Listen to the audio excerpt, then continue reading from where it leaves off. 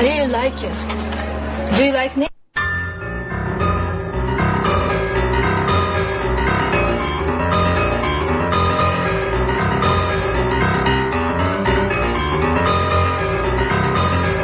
I am not Ian Lee. Oh, no. Oh, yes. There's nothing I can do about it. It's too late. Immediately, his entire audience sits on their hands.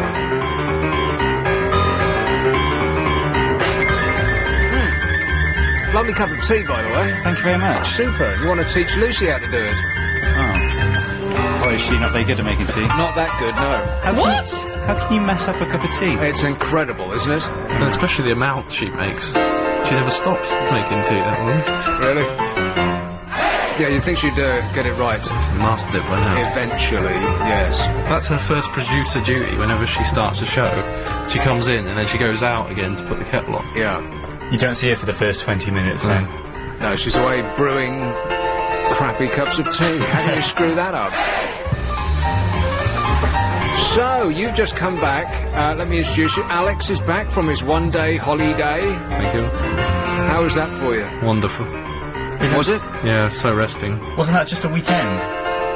It was just one day. One day? What's the point of that? What can you get done in a day? I don't know. Things that take a day to do.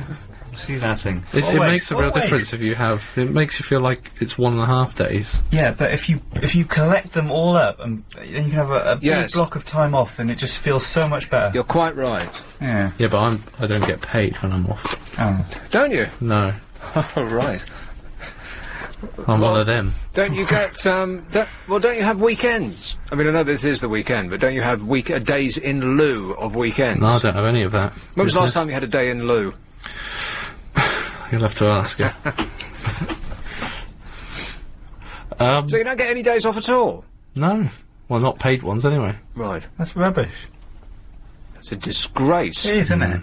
But I know, I work so hard as well. Yeah, surely, sure you do, yeah. even if you work a certain number of days, you build up a couple of hours off each day, don't you? No, that's the joy of being freelance. Ah. Yeah, me too. I can't remember the last time yes, I can. It was years and years and years and years ago I last took a holiday, because if you go away, then it's exactly right. You're not making any money, and so it doubles the cost of your holiday, because instead of making the money, you're not making the money and spending money at the same time. So it's an incentive not to go away. Yeah, but surely if you take the time off and recharge your batteries, and that gives you the motivation to keep on going. Right. Well, you've got to keep on going anyway. The motivation is paying the bills. Yeah, but which never stop. They never take a holiday. If you rejuvenate yourself, yeah, then you're less likely to take time off being ill, and then you can work. I never take time off being ill. I've done a whole show when I thought I was, and I'm not joking either, I thought I was having a heart attack. I felt I did a whole show. It was one of the first shows that I did here, but it might have been the first. I thought I was having a heart attack for the whole 3 hours. I felt like an elephant was sitting on my chest. I could barely get a breath, and come to find out, I was very, very ill indeed. I died. Really? Yes. Wasn't it just a bit of heartburn or something? Did the Jaffa cake go down the wrong way? How dare you belittle my medical condition? Did you get diagnosed? Yeah, I spent about 3 days in intensive care, with the wires coming out of me and tubes going up my arm and the machine that goes beep, beep. Did you try and control that machine? Right? Well, a little bit, yeah. But there's no getting around it. It knows. It knows. Yeah. You know, with curtains going around you in a mixed ward, it was a high intensity deal. Yeah, people across and around from me were, I'd say, 300 years old. They look like desiccated remains of people. That's the thing. If you cherish your privacy, don't get ill, because you're not going to get it when you you end up in. But hospital. when you're flat on your back and you're hooked up to machines and you've got tubes going in you, you don't care about your privacy anymore. You just want to get out of there. You get beyond that point. Yeah, exactly. So I don't take sick leave unless there's absolutely no way I can come in. Well, the one time that I had to, in fact, I think it was the very first show I did here. I had to leave halfway through because I couldn't speak anymore. Do you remember that? Who was I working with then? Yeah, it was ages ago, wasn't it? Yeah. So I'm not your namby-pamby type who stays off work at the merest hint of a sniffle. No. I am, well, I was going to say a manly man, but that's obviously not true. I'm the type of idiot who just work through, even though he thinks he's dying at the time. Half man. Yeah, half man, half biscuit, yeah. Well, But- biscuit would have been nice with his cup of tea. Did you bring any in? No. Well, then you're not going to get one. Right. But I did bring a sponge with, covered in chocolate with a smashing orangey bit in the middle. Tasty. wonder what they are. They're very stale, is what they are. But I prefer them stale because when they're not, when they're fresh out the packet, what have you got there? We've got some pink cakes, if you'd like one. They're not. cakes? I didn't bring them in. I found them next they're door. lovely, they are. You found You them? just said you didn't want Yeah, one. but I didn't see them. Well, you can have Well, one. how many have you got? 4. 4. 4. Okay. Well, that's 2 for the host. You found them. Yeah, so, that's what happens at the weekends. People, because there's no eateries around this place, Right. so people just bring in boxes and boxes of junk food and plough their way through 12 packets of crisps and a pile of cakes throughout the afternoon. Well, was it Carol maybe? Yeah. But we don't know how long they've been there. Well, also, they we weren't there don't. yesterday. Well, we don't know where they come from. It could have been a listener Yeah. who sent them in. By first class post. See, now you're looking worried. They could have brought them. Injected. Yeah, they could have brought them to the gate. They look a bit stale. But you like stale food, don't Well, you? I like stale sponges with covered in chocolate with smashing orangey bits in the middle because, as I was saying, when you open the packet, they're all a bit chewy and spongy. There's a word. But when they get stale, there's a certain crispness to them. You take all the moisture away, and then you're just left with the good bit. They're which less is- crumbly. No, they're more crumbly. They soften though. No, they harden. Oh right. Less You're completely right in every respect, apart from being wrong. Totally. Is that the same as liking flat Coke? Because I love flat Coke. No, that is repellent. Flat Coke. Yeah, don't you like? Even if you've been ill, flat Coke is brilliant to like settling your stomach. Well, it's a can of brown water, Yep. and I don't like bran. Yep. Just full of chemicals. What can be settling about that? Minus the fizz. Yeah. That's beautiful. But isn't the fizz the best part of it? It's like champagne without the No. fizz. Isn't even as nice as just wine. Well, no, because you just have bubbly water, wouldn't you? You have the Coke for the flavour. So if I buy a bottle of Coke, I'll just take the lid off And let it go flat. Yeah, leave it on the side for a couple of hours, and it's beautiful. You are out of your mind. You should try it. Have you tried it? No, well, sometimes they have too many bubbles, like carbonated drinks, including champagne. They've got too many bubbles in them, so you want to let them sit for a couple of minutes so they're not quite so bubbly, but not to go flat. That defeats the whole point of a bubbly drink. It's like life on your tongue. Yeah. You can't have too many gassy drinks, though, can you? Or what happens? Wow. If only I had a sound effect that would demonstrate what happens, but unfortunately, I don't. Lucky for us. So you're just back from your 2-week holiday. You see, there you are, Alex. You want to follow his lead. Get Yeah. yourself a 2-week holiday, mate. And I'm knackered. Really? Yeah. Have you tried? Well, I didn't actually go anywhere. Because, Oh, that's weak. well, I didn't, I couldn't afford it at the moment, and I'm going away somewhere in August, so I couldn't go away now, so I just potted around the flat. Well, that's not a holiday. That's my life. That's just time off. This is why. One of the reasons I can justify not taking holidays because I don't actually do anything. Yeah. But the first couple of days, it was all right. Yeah, but then I started to, find things to do, and I could quite happily not work ever again. I was quite happy just to potter around. Tell me about it. Yeah. Quite happily not work ever again. Like that's like you've come to an astonishing conclusion. Yeah, I think that you, me, and everybody that's listening to this program. Yeah, but no, honestly, No one wants to work anymore. Yeah, but people say, oh, yeah, if I had the choice, I would do some work because I'll get bored. Oh yeah. Mm-hmm. Boring. Yeah, that's right. Doing nothing is boring. No, it's not. It isn't. Doing nothing and looking at the wall is boring, but there's no end of things to do. Watching television, chief Yeah. among them. Yeah, you switch the TV on, and hey presto, you're not bored anymore. Preparing lunch, dinner, Yeah, and all that. having a Takes time. nap. Having a nap. Watching some more telly. playing some computer games. Here's a good day for me. Yeah. A good start to the day. First of all, you get up and you have a little hot breakfast action, which would be porridge and a cup of hot water with a squeeze of lemon in it. I really know how to live, don't I? What does that do to you? That sounds very, well, what it does is, it sets you up for your, for the first great thing of the day, which is your happy morning sit-down. Oh. Because it's actually quite exhausting getting up, preparing breakfast. You need to sit down after it. Is that right? In a manner of speaking, yes. Right. You can fill him in, during the break, Alex, alright? What am I missing? And then, because you've had an excellent start to the day, you need a nap. Yes. And there's nothing like a nap straight after breakfast to set you up for a good long sleep after lunch. And then it's 3 o'clock, which is cocktail hour, naturally. And then you start to watch TV, and then almost before you know it, it's time to go to bed. That's a perfect day in my book. How many hours sleep is that? That's surely too much. Well, I find that the more you sleep, the more you need to sleep. So you're in a never-ending cycle? Yeah. Oh. Have you ever tried to break the cycle? Well, occasionally work will intervene, and you're unable to have 2 naps a day. How annoying. I know, it's very frustrating, yeah. If only I was a trillionaire, then I wouldn't do anything at all. And I do mean anything at all. Because even going on holiday is quite stressful. It is. Where are you going to go in August? I haven't decided yet, and I haven't booked anything yet. Right. I think I've left it too late, and it's going to be way too expensive anyway, and so I'm just going to have to holiday in the UK. Yeah, why do you want to go in August? Everybody goes in August, because all the people who are unfortunate enough to have children all have to go away at the same time, which is August. Because I have to use up my holiday before the end of August, otherwise I lose it. Right. And you wouldn't lose it, no. No. So, I have to go away when all the families go away. Well, then go away to somewhere they don't go. Go away somewhere cold. They'll all head to Spain and France and Miami and, all the obvious places. And I'll just stay in the UK. Well, yeah.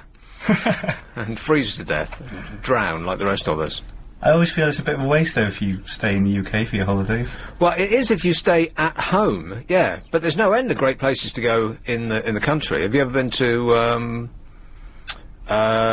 Blackpool? That's an amusing place to go. Not for 2 weeks, mind, but, for a saucy weekend. That's even colder up there than it is here. Well, it won't be cold in August. Oh, yeah, but all the families will be there as well, won't they?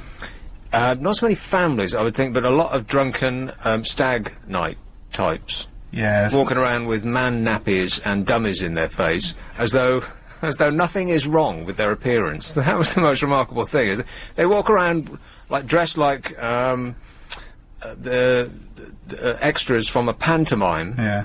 As though nothing is unusual about their appearance. They're just sort of strolling along, as though they were wearing a suit. It's really weird. Like great gangs of men with dummies in their mouths wearing nappies.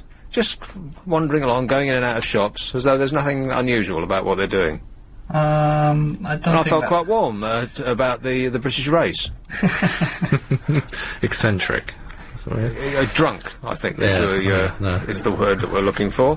This is LBC.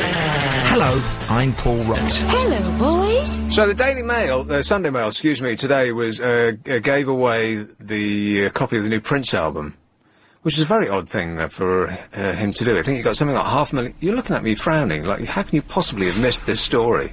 I mean, I know you don't keep up, as a rule, but really...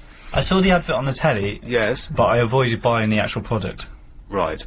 Well, I did the opposite. I didn't see the advert on the telly, and I went out and bought it anyway. Oh. I was going to nick the one from... because we get the papers here, and I would have seen the papers first last night, while doing my super show. Yeah. And, I thought, I'll nick it. But then I thought, no, that would be the wrong thing to do. Go ahead and buy the newspaper anyway. So I did that with my own money. I read 5 Sunday papers today. 5, which is way beyond the call of duty. And you know what I found in common with all of them to talk about tonight? They made you extremely tired and you needed a nap? No. Made you want to throw porridge at the wall? No. You weren't listening to the question. Do you know what I found in common with them all to talk about tonight? Nothing. There was nothing in them. By which I mean at all. They were banging on about the Queen and the BBC.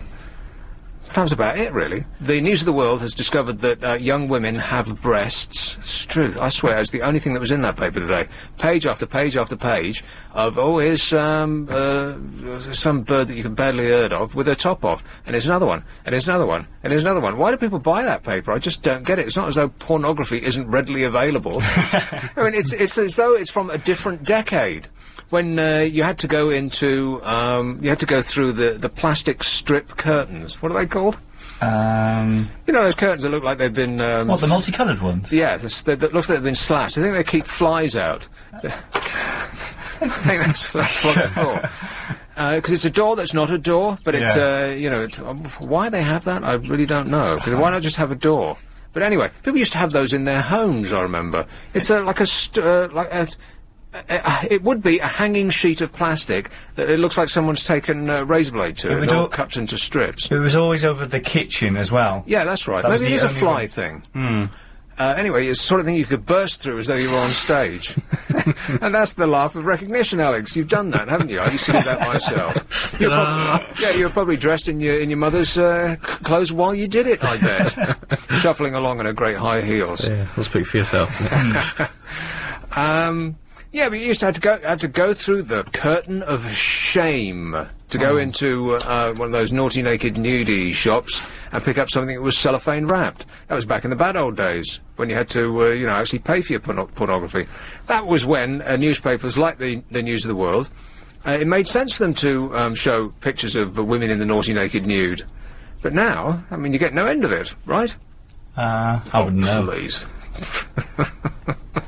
So why are they still doing it? I'm mystified by that. It's as though, wow, I've never seen breasts before. It's because you keep buying it every Sunday, and there was nothing in that paper at all, apart from some comical attempt to spoil the Sunday Mail's Prince giveaway, because they had a picture of Prince on the front page. I think it was the same picture that the Mail was using. It was like right bang up to date, and it says, "Stunning world exclusive Prince giveaway inside."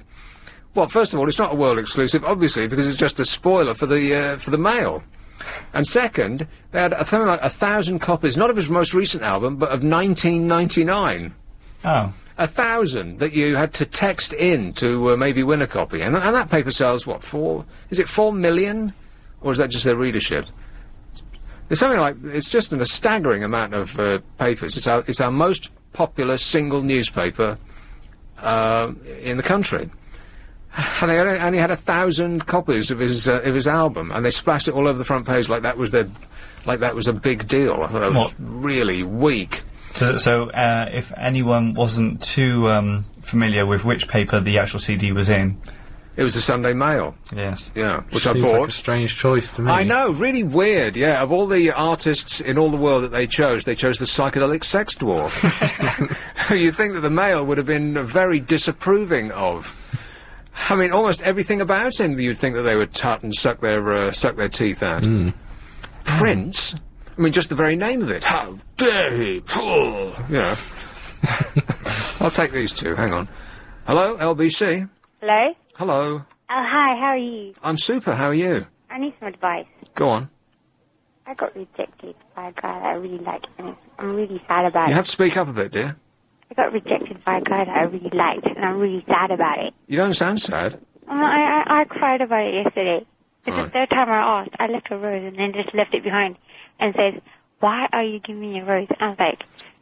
I'm afraid we're having trouble understanding what you're saying. You did what? No, I gave... Oh, can I ring you back later? Yeah, sure. We'll just wait till you do. I literally can wait to hear the end of that call. Here's Woodford Green. Hello, Graham. Yeah, we're waiting for I know, yeah. Make sense of that, eh? She's going to call us back later. Oh, well, I think I might resort to talk sport to her. No, I won't. Good man. Yeah, how are you? I'm great. Oh, good. Yeah, talking of papers, it's a bit strange. Last weekend, I actually bought the Mail on Saturday to take advantage of their offer of the World at War DVD. Did you hear Oh, that offer? yes. I saw the advert on television, yeah. Now, that is one fantastic series that I never want to see again, particularly Well, that's it. I do have memories of it at the time of being quite a groundbreaking series. Yes. Being quite interesting. And very upsetting. The one about Auschwitz. Well, it's exactly right. I never want to see that again. That's the worst thing I've ever seen on Correct. TV. Yes. But I found out after buying the first copy of the Mail on Saturday, it gave away the DVD. They were only giving away something like 17 out of the 26. So I thought, well, what's the point of just having 17? But I found out this weekend they've decided to give away all 26. But after seeing the first one they gave away, which was a bit depressing, I'm glad I didn't bother with the rest. Yes. Yeah. That's the thing about war, is it tends to be depressing. It does, doesn't it? No, I'm glad that I saw the series first time round, because it had Larry doing the voiceover, didn't it? And there was, everything about it was brilliant. Not Johnny, but Larry. Larry, yeah. But I just, it's like Schindler's List. I never want to see it again.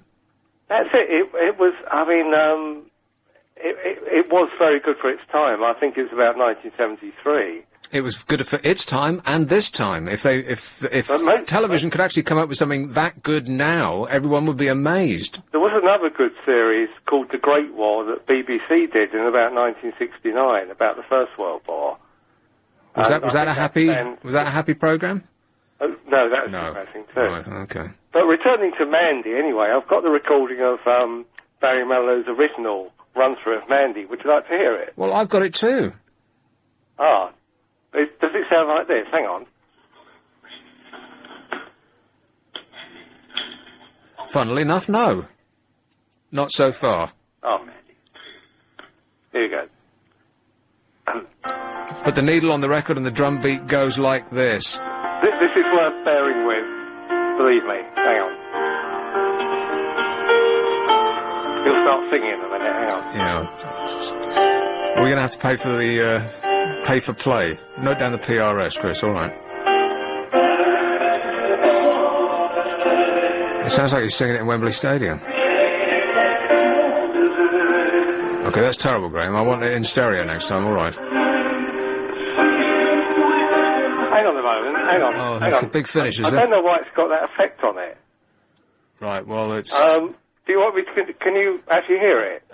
Do I want you to continue? Absolutely not. No. But thanks for the, thanks for the effort anyway. I think we're going to have to fade him out. Bye-bye. Oh, so it's going tremendously well so far. Has she called back? She said she was going to call back later. She called back yet? No, I'm afraid not. Have you met Barry Manilow? Have I met him? Yeah. No. I have. Oh, really? Yeah. I bet he is a very nice man. He is extremely nice. See? He was the last interview on the day that we were doing, and I had to take a... We were doing? Yeah, when I worked at another station that you used to work at too. Which one? The big national talking station. No, I'm coming up blank. Go on. And Did you used to work there when I used to work there? Yeah. Did you? Yeah, you'd be sitting next door when I was finishing Peter Dealey up. Peter That came Dealey. out wrong. And, yeah, he was the last, we were the last one scheduled in the day. And, Was it a happy finish to his show? Yeah, oh, yeah, every day. Every time, a happy ending. And my recorder wouldn't work for about 20 minutes, and he sat there just politely making chitty chat with the presenter and was quite happy to wait, even though we were the last one at 5 o'clock and he had a plane to catch about an hour later. Was he really small? Yeah. They always are. I was just going to say that. Famous people are generally quite small, yeah. Well, the good ones are, anyway. I know. Have you watched This Morning at all?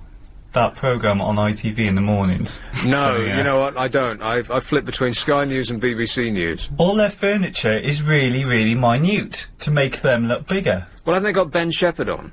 I mean, you could use him as a keyring. Well, I've never met the man, but... No, me he, either. he round and hollow. It was just a guess. He's got this big ring through his head that you can stick your keys on. Excellent. No, but he looks like the sort of person you could slip in your pocket. Would you want him in your pocket? No, but I just said could. Oh. God, you're very, very difficult. Ian warned me before I came in. He said, "Oh, Chris, I mean, even though he's gone on holidays, very difficult." He said, this is why he went away. He's not on holiday, he just couldn't stand it anymore. What? The LBC. We've all been there. I just want to tell you all how happy I am to be back in the studio, making a picture again. I don't know why that's funny. It just is. Okay. So, did you hear that album by Prince? Which is a really bizarre thing for him to do. I think he got £500,000, and he gave the album away to a newspaper that would normally tut at his every move.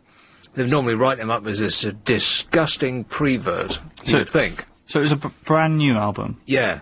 Right. But you don't know with Prince, though, because he's written so much stuff. He's got hundreds, if not thousands, of songs that he's written but never actually recorded. Or even many that he's recorded, but he's never actually released.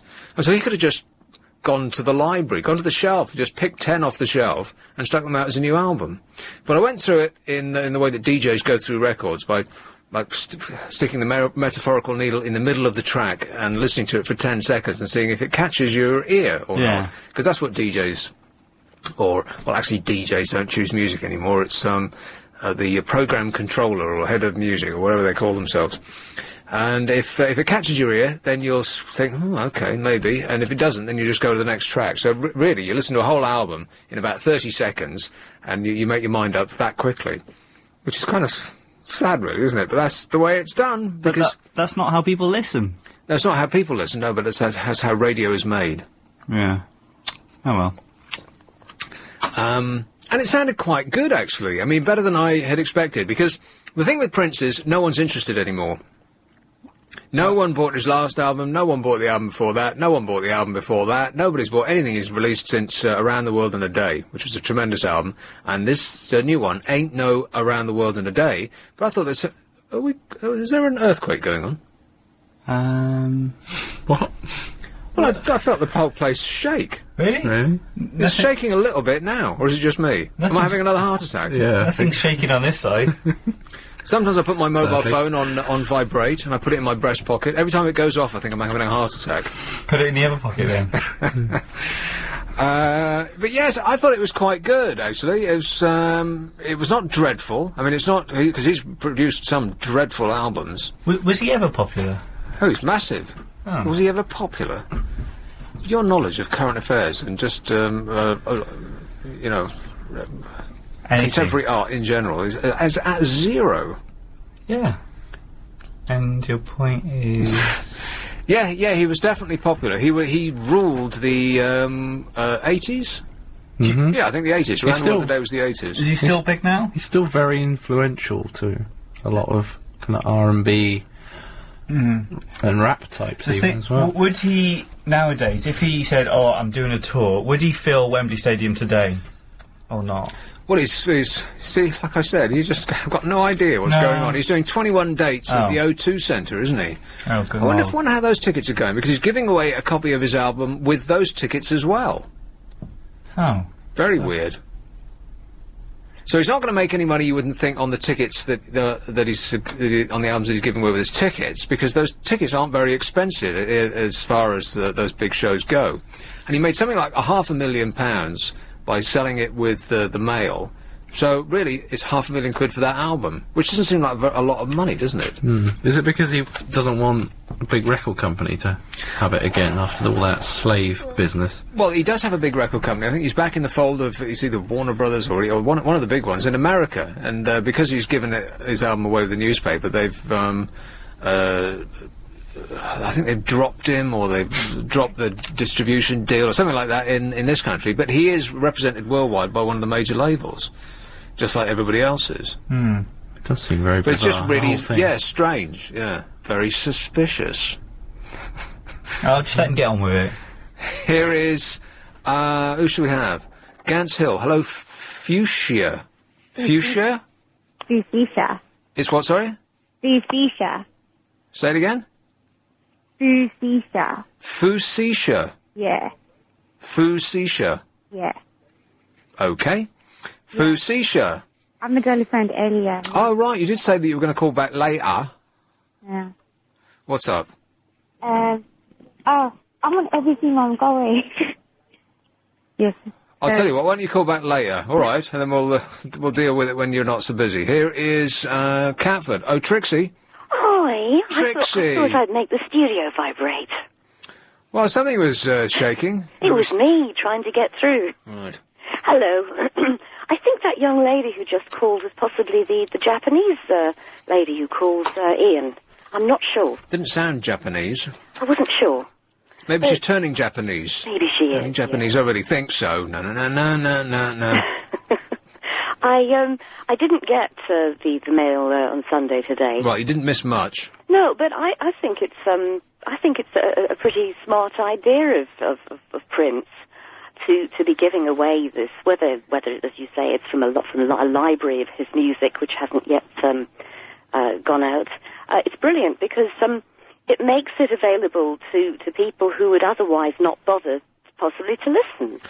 And plus, a lot of people who would download it for free anyway. Yeah, yes, precisely. But the thing is that the people will get to listen to it, and make up their minds whether they want to download any of it. And it might very well bring in some younger audience that hadn't actually accessed. Okay, well, the one chink in that argument, Trixie, is that nobody under the age of 40 reads the Sunday Mail. No, but their parents do. Good thinking, yeah. Yeah, and also, I tell you, the other way kids get them, after they've done their newspaper rounds, they'll have papers left over. The people who own the shops throw papers away. I was with a friend. I thought they got them picked up the next day. No, they literally throw them away. They go into the recycling bin.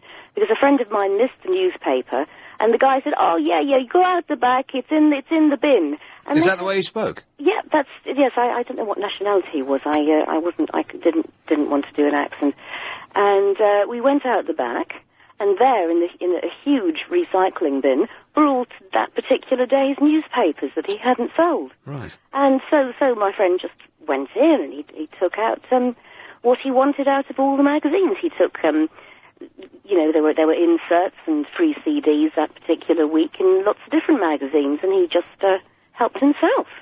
So the kids can do things like that. They can grab hold of the music without even buying the newspapers. What, nick it? Yeah. They're not nicking it because they weren't sold. Well, they'll go and nick them anyway. They'll download them off the World Wide Wait. Well, they can pay do nothing. That, but you see, the ones that they nick and the people who can't afford to get all the latest gadgets can, mess about at home with whatever equipment they've got. And, undoubtedly, and in between time, listen to some music, yeah. Yeah, well, yeah, and then they may then start downloading some of the older stuff from Prince. You see, I think he's quite canny about it. I don't, there is method in his madness, Well, I don't know, it just seems weird to me. It's weird. Have a new album and then just throw it away. I think it's a good ploy. And anyway, he's made so many comebacks, and this is an even better one. He's giving away things to... You know what, he hasn't really. He was wildly popular, and it seemed like he was ruling the world, and then he just went away, and he never came back. Yeah, I know. He really was wildly popular. Apparently he had a bubble bath with whipped cream with Kim Basinger. It was all reported all over the newspapers. So a bubble bath with whipped cream? Whipped cream, yeah. What, as... With Kim Basinger, I think it was probably around about the time of 9.5 weeks. You mean the whole bath was full of whipped cream? Well, you know what these superstars are like. No. It's reported in the papers. I don't. Right, oh, well, that must be true. Reported it in the papers. It must be true, and I was in Finland at the time, so it must be even more true. Finns, they tell the truth in Finland. Well, I wouldn't imagine that they exaggerate the sexual nature of stories, because they're all, I would imagine, being Finnish and tall and blonde and beautiful. They're all busy doing it at the time. They would see that they would report it properly, so that the younger people would know exactly what sex is, and so they might report it as accurately as possible rather than make it up. Right. Okay, well, as soon as those pictures from Finland are developed, you let me have them. All right, Trixie. Yeah, anyway, listen, thank you for last night. I really enjoyed the show. It was really, brilliant. Oh, listen, if only I could sit at home and enjoy it myself, then then we'd really have something. I'll try and make the studio vibrate this week. Thanks a lot, Trixie. Take care. Ta-da, my dear. Cheers. You were listening to the show last night, Alex. On your day off from working on the I've been out in the day, and then I came home and I thought... listened to the programme. I'll see what it's like from the other side. Out of your mind. Here it is Mr. Lister. Good evening, Nick. Philip. I didn't go for Prince. I went for the Sunday Mirrors giveaway. Which was? Jerry Lee Lewis. Boring. No, he's not. No, he's not. I mean, it's some great tracks. I haven't played it yet. Great Balls of Fire. Whole lot of shaking going on. That's what was going on in the studio, wasn't it, just now? Yeah, it's a list. They were giving away Jerry Lee Lewis CD in the Sunday Mirror. Yeah. Track 4 is one of my favourites, High School Confidential, which is actually the title. The song is called High School Hop, I think, but that came from a film, so that's got the same name as the film.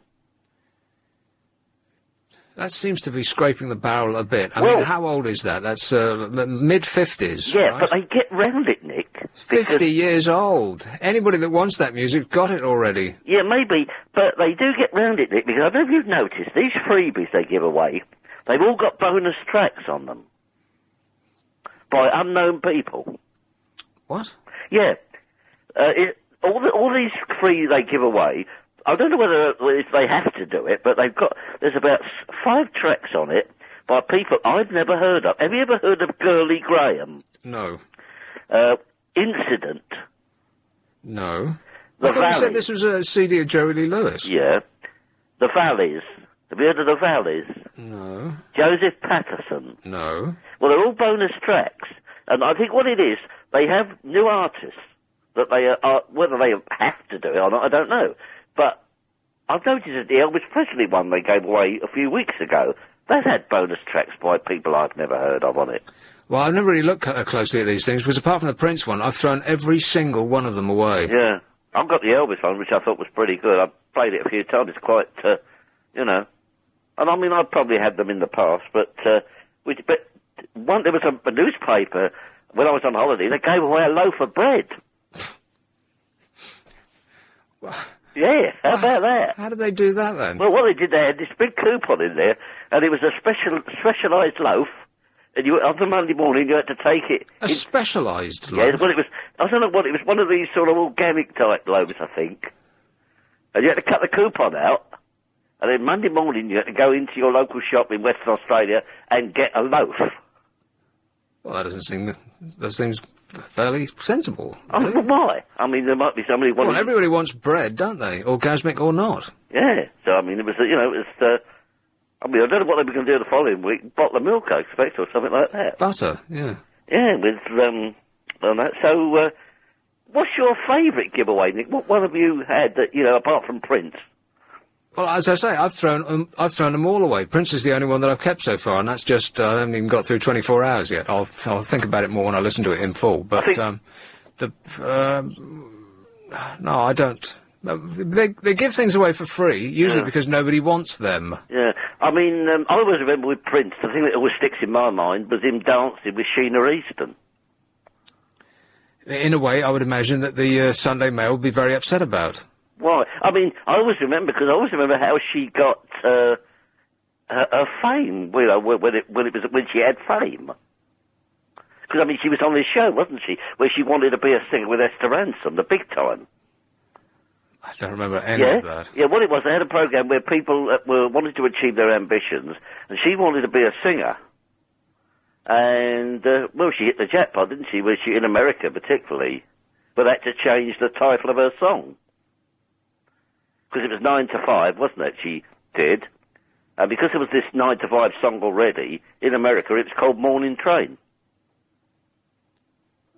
Right, isn't that 9 to 5? I catch the morning train. That's right, but they changed the title in America because of the Dolly Parton song. Which is the same song? No. Doesn't Dolly Parton sing I Catch the Morning Train and... No, that was Sheena Easton. Right, okay.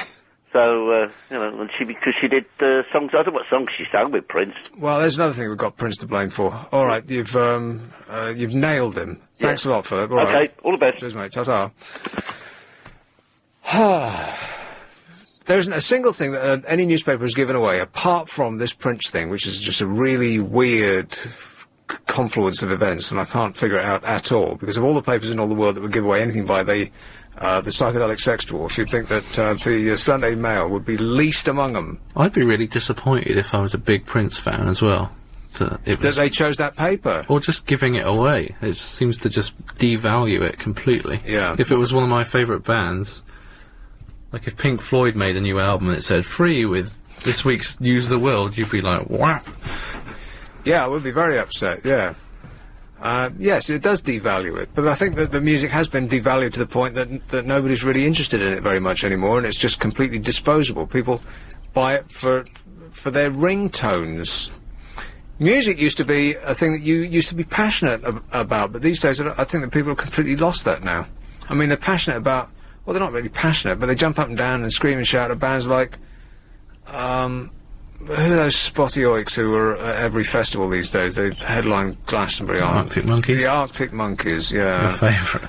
Well, you know, they're all right, but every song sounds exactly the same. They just stick this, like a part of another song, in the middle of every song they've got, and they've got no stage act of any substance at all. The mic stands is as riveting as they are. There's too many bands that sound too alike at the moment as well. Yes, correct. Yeah, this is one of the reasons that no one's interested in music much anymore, like what they used to be back in the good old days, is because everything sounds like everything else, and everything sounds like everything else now. And everything sounds like something that used to exist. Yeah, but 20, 30 years ago. I don't know. I think there's still a lot of good music out there, but there's so much now. There's too much choice. You got, like you say, you got your downloads. You know, you have it on your iPhone or your iPod or your blinking toaster. You got to really go looking playback. for it if you want it.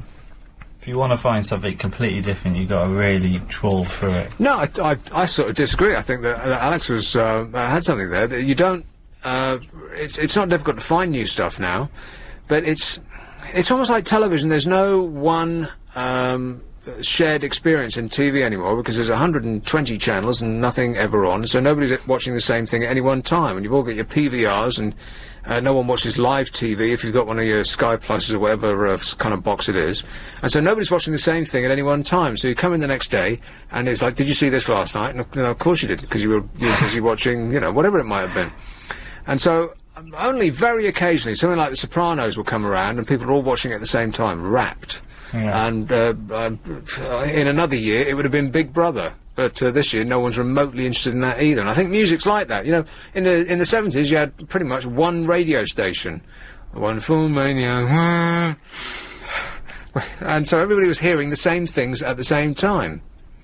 Now... you got downloads and you got streaming stations and you got a plethora of stations on digital and ordinary radio, and there's no end of ways. And every Sunday newspaper has got CDs sticking out of its cover, so there's no end of ways to get music. So no one's listening to the same thing anymore. Is that a good thing or a bad thing, though? Well, I think it's a good thing for us because there's no end of new. Choice. Yeah, exactly. Choice is a good short word for it. Yeah.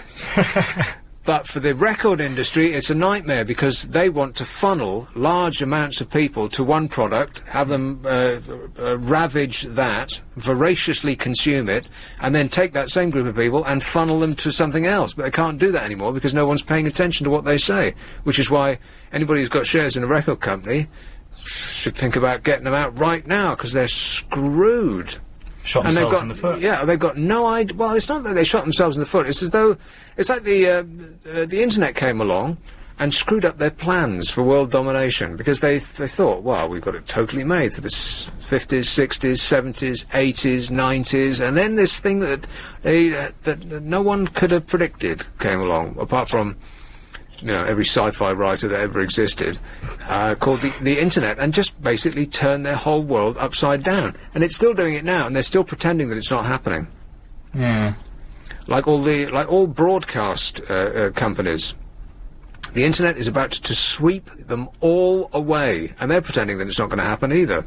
Just kind of sticking their fingers in their ears and going la la la la la la la, pretending that the locomotion that is the internet heading towards them is not really there. So we need to buy shares in the internet then? You need to buy shares in Google and Yahoo and a myriad other companies that are being made by teenagers in their bedrooms, which will be sold for £500 billion in 3 years' time. If only we knew which ones they were.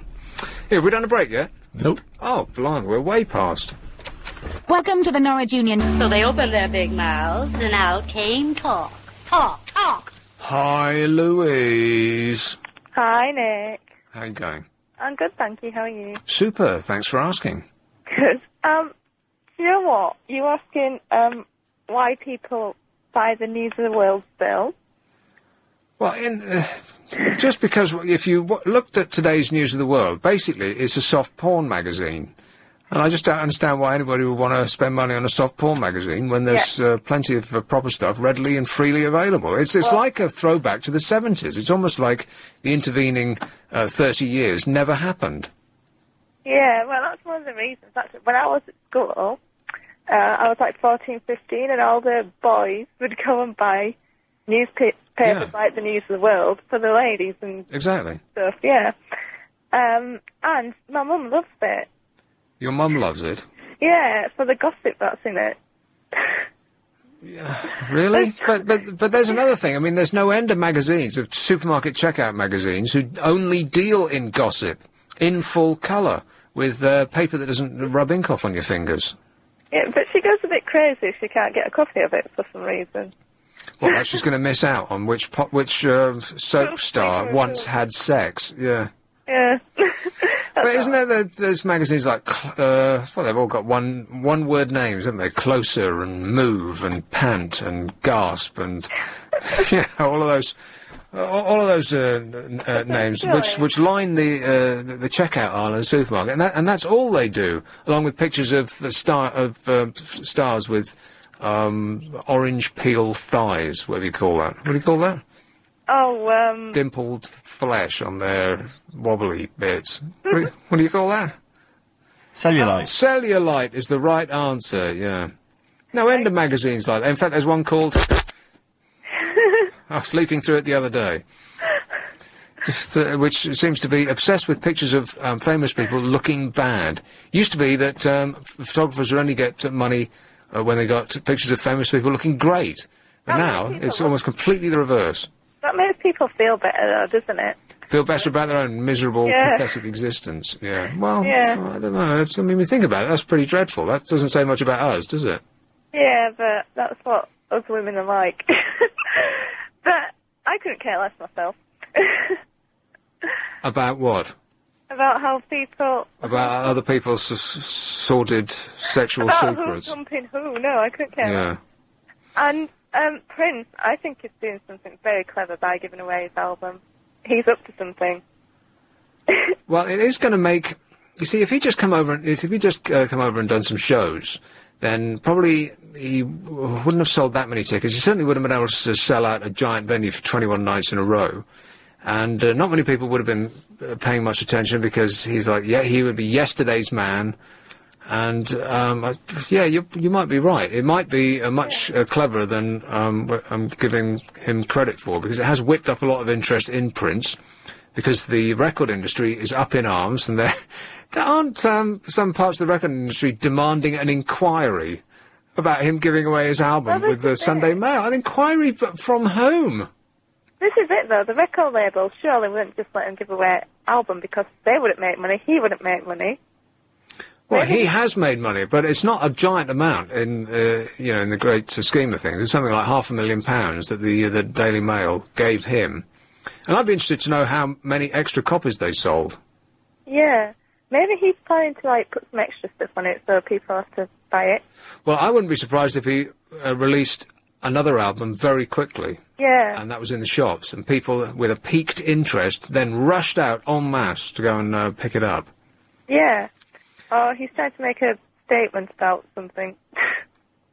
The other thing, the way the music business is now, though, they are saying that the artists, the day that you can become multimillionaires just by selling records is sort of over, because the kids aren't buying albums anymore. They're buying single track. If they're buying them at all, they're buying single tracks off internet download sites. They're not buying 10 songs on an album, and most of them are downloading them for free, and no money is involved at all. So the only way that you can make money these days is by getting a big fan base and going on tour and selling your T-shirts and your tickets for 50 quid a go, and your programs and all the rest of it. I was reading somewhere that you're lucky if you're an artist and you sell 4 songs and you make £1 million. If you have 4 songs out, that goes number 1. you're lucky if you make £1 million out of that. I wouldn't think you'd make 100 grand with 4 songs that make #1, because you can get #1 these days with just like 10, 20,000 sales, can't you? Perhaps not even that. It's because no one's buying anymore. I think it's sad. Because I like to buy CDs and stuff. And I just think it's sad that people would rather download them for free than have the actual copy.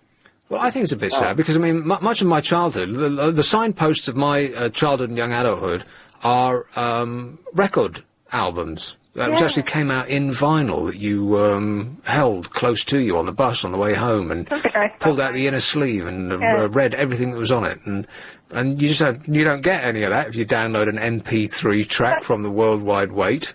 You know, I've actually noticed a lot of bands are bringing out a limited edition vinyl. So, like, when they release singles. Really? So, Vinyl's back? Yeah, red vinyl, usually. What, for its excellent sound quality? Red vinyl, yeah. Yeah, because the White Stripes and another band did it. So maybe that's a way of them trying to get people to buy songs again. Right, now all we need is to buy a machine on which to play it. Yeah, actually, I know quite a few people who have, like, record decks. Yeah, me too. All I need to do is to pull everything out of the cupboard that's sitting on top of the record deck, and then find something to plug it into. Yeah. Okay, listen, Louise, I've got to go because the news is on the way. All right. All right. Cheers, my dear. See you, bye. Ta-ta. Ian is in... I don't really know. We had a guest last night, and I think we came up with... well, we'll discuss it after the news. You undoubtedly know Chris, because you're his close working chum. I don't have a clue. Really? You don't have a clue where he is?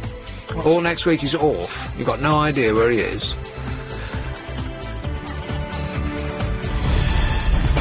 On 97...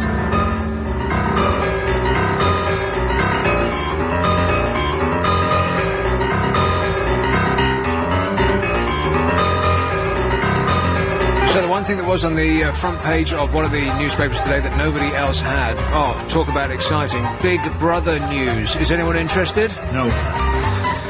5 new fellas to join BB, it says, on the front page of the Star. Not only on page 1, but on pages 6, 7, 8 and 9. Big Brother news in the Star, taking up 5 pages. Anyone remotely care?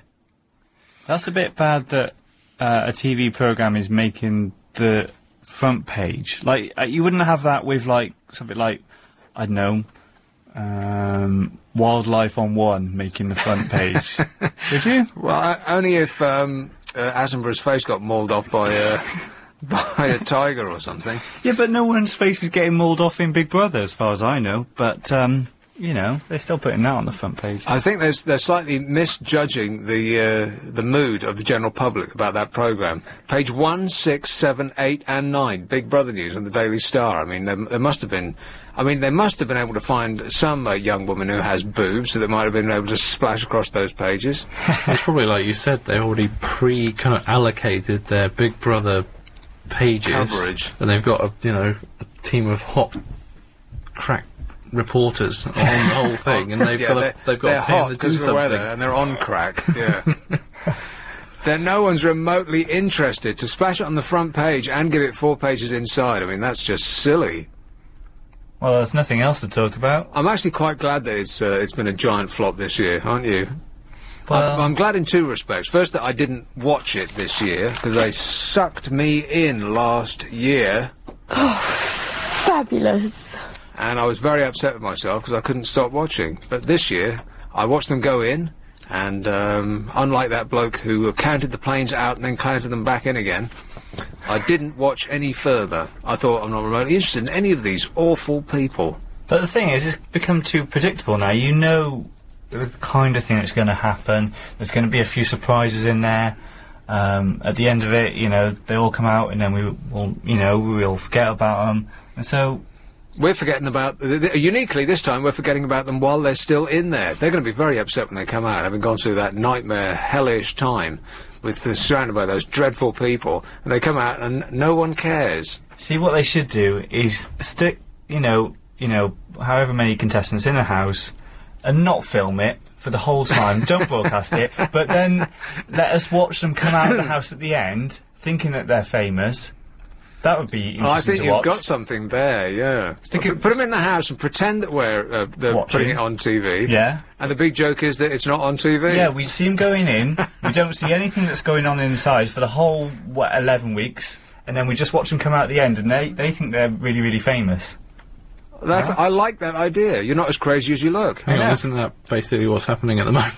Yeah, I suppose so. Yeah. Oh. Okay, so that's out. Yeah. Oh, well. Wandsworth. Hello, Peter. Nice to hear you on Sunday night again. Peter, how are you? I'm well, thank you. A little observation of the Daily Star and Big Brother. Sure, that tells you the type of readership they've got. Go on.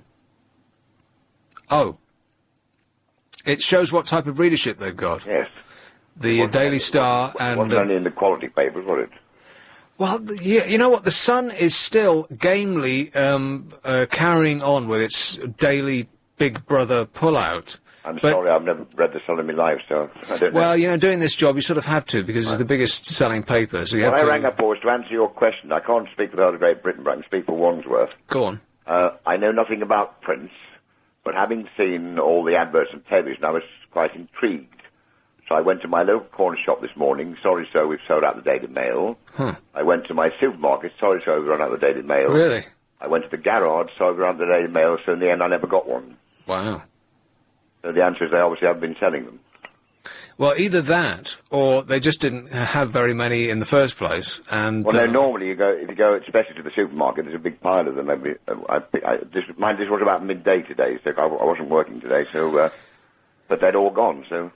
Well, because I buy the Sunday Times from choice, whether or not I'm working on the air, and if you wait till midday, often then you're completely screwed because everyone's run out of the Sunday Times, which I never really understood that, because if they've run out, that means that there's a demand for more, so why don't they just order more? There were 3 shops within 5 minutes of each other. It's true that shows they must have sold it because of the Prince album. Yeah, oh, absolutely, yeah. I'm keen to find out, and other papers will...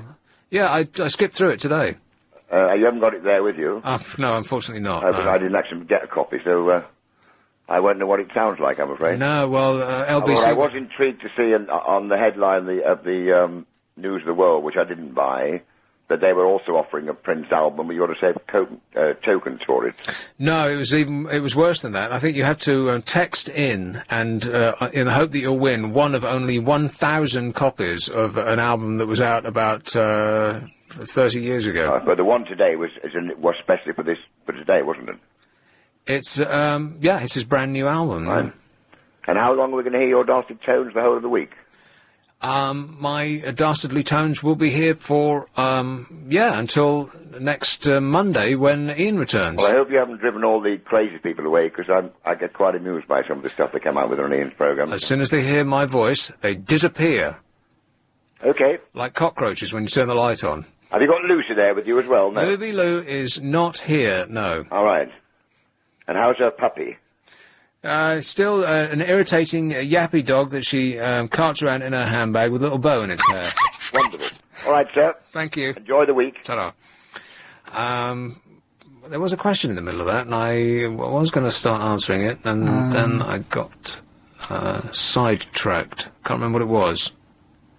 Was it... Oh, how many flying ants did you spit out your mouth today? They were everywhere today. Yeah, I know. They were all over the pavement. They're like tiny little ants. They've gone crazy today. But also the slightly bigger ones that are about, I'd say about half an inch long or a centimetre long. Weird kind of looking things. They're shaped like thin bullets. But they weren't there yesterday. That's the weird thing. All over the pavement, and after a little while, I just had to stop looking. And I thought, oh well, I'm going to crush some of them. I can't step around thousands and thousands of these weird-looking ants because, well, you know, that's just daft. It's their own fault for walking in the pavement. Well, exactly. Yeah. But they were everywhere today, and they... But this is how nice I am, you see. I was going to try and step around them. They probably only live for one day, don't they? They come out one day, they'll have a gigantic, some hot fly action, and then they expire. Oh. It's almost a little bit sad, isn't it? But I didn't want to, interrupt because if they only got one day... Do they bite at all? I don't think so, no. Because I've been bitten by something all over my arms. Really? Yeah, and it's come out in big blotches, red blotches. I don't know if you can see that, actually. But I got massive blotches all down my arms. Well, you just come back... Oh, no, you haven't gone anywhere. I haven't gone go anywhere, no. So I've either got something in my flat, or I've been bit by flying ants. I didn't see any flying ants today. But the weird thing is that they weren't flying, they were just crawling around on the pavement. They obviously have wings, but they weren't using them. They're, like, a little bit dopey, though, aren't they? I know there's like one day a year or something, isn't Well, there? not those, come out. not those really smart flies. No, but they can't fly. They try to fly, but then they just collapse because they haven't mastered it yet. Yeah, seriously, what's the point in having wings? I mean, they're called flies. And if they can't fly, then you're not much of a fly. I'm sorry. I mean, if that sounds, you know, if I'm sounding overcritical, then please forgive me. But if you're called a fly, offending their fly human right, and you can't actually fly, then what good are you? Seriously. I don't feel so bad about crushing them underfoot. I didn't deliberately do it. No. I was. This is how nice I am. What a nice person. That's very nice. I am. Yeah. I was walking around them. And up to the point when I thought, well, there's just so many of them, this is going to look ridiculous to other people. Because they can't see the little flies I'm trying to avoid. They must think I'm trying to not tread on the cracks. You're just dancing in the streets. Yeah. Fred Astaire, you were. Yes. Yeah, can't act, can't sing, can dance a little. Burton-on-Trent, it's Aid who, Yes. Can clean the toilets. Yes. How you going, Aid? Yeah, okay, yeah, you just reminded me all about ants. I'll tell you what's bad round my end, so to speak. Oh. Really? Sorry, that came out wrong. Snails, especially now, 'cause it's always raining. Snails? Yeah, I'm always crushing them. Oh, well, that's really unpleasant, isn't it? I mean, at least you don't feel it when you tread on flies that don't fly. But they come out in the night, at night time. You don't, I don't always... What, for a quick cavort? The first thing you know about it is like the squelch. The crunch, yeah. They make a horrible noise as well, don't they? The crunch and squelch. It's like some kind of really repulsive breakfast cereal. Snap, crackle and squelch. Hey, what I really wanted to do is phone up and start an argument about drugs and Jesus. Oh, great. That's excellent. You're just in time. Thanks a lot, Aid. So what I was saying, but you know, when programmes you want to watch are taken off by something really lame. You what? Yeah, but if you watch them weekly, like I watched this used car roadshow on ITV4, I think it is. Used car roadshow? Yeah. What's that then? Well, it's a show about used cars. Oh, right. The clue's in the title, yeah. But, you know, I set it every week on my PVR. Yes. What, Sky Plus? No, it's not. I can't afford Sky. Can't afford Sky? He's driving around an open-top exotic two-seater sports car. Oh, which is something that's going to make you laugh. I've got a window problem. Well, yeah, you and me both. The passenger window either will go down or won't go up, or, you know, it's got a mind of its own. I don't use it now. Yeah, when the problem's in mind, it won't go all the way up, so it's, with all the rain having it's a bit of a problem. Yeah, at some point you just give up on your car and think, right, I'm not spending any more money on this pile of junk. It can fall apart at its leisure. Because I've given up ever getting any money on resale. Like, resale value is just forget it, you know, because I've tried to repaint the scratches on my car, and I think that alone will put people off. Little worms of paint all over it, where I've tried to cover up the scratches with little bottles of paint they give you, and, oh, just do this, it says. It'll be a perfect finish. Oh, no, it blooming well isn't. So people will be put off by that for a start, and then if they start to look, this is just completely falling apart. So I'm never going to get anybody to give me any money for it, so I might as well just let it just disintegrate. Yeah, but I mean, if you put in, like, your local paper owned by Nick Abbot, that'll shove the value up a bit. Yeah, definitely, yeah. Yeah, well, I was saying, usually I've got in the other day, because I'll be PVR set on every week, expecting to, like, watch my programme. And what do I get? I like the Tour de France. Oh, well, yeah, it's tremendous, that, because they get on their bikes and then they go along. Oh, will the excitement never start? Boring!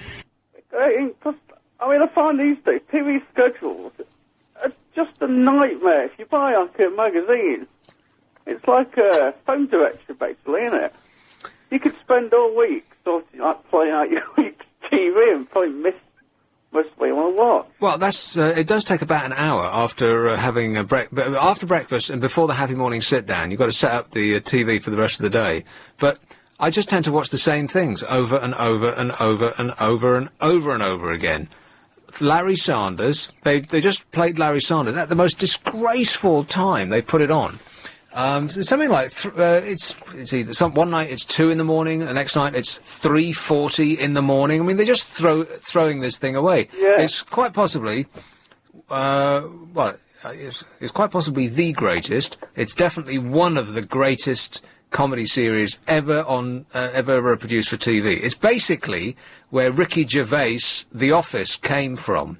The Office is a shorter, less funny version of Larry Sanders. Naturally, because it's, as we said before, it's British. Yeah, and they show it at such a late time at night that the adverts in Larry Sanders are all for phone sex lines, which I find a bit upsetting, really, because, you know, my parents watch Larry Sanders, and all they've got in the break is, oh, hey, baby. The biggest whopper of the year. You know, stuff like that. It's just really... If I'm embarrassed, then, you know, my mum is definitely hyperventilating. Yeah, like text dating. What is all that about?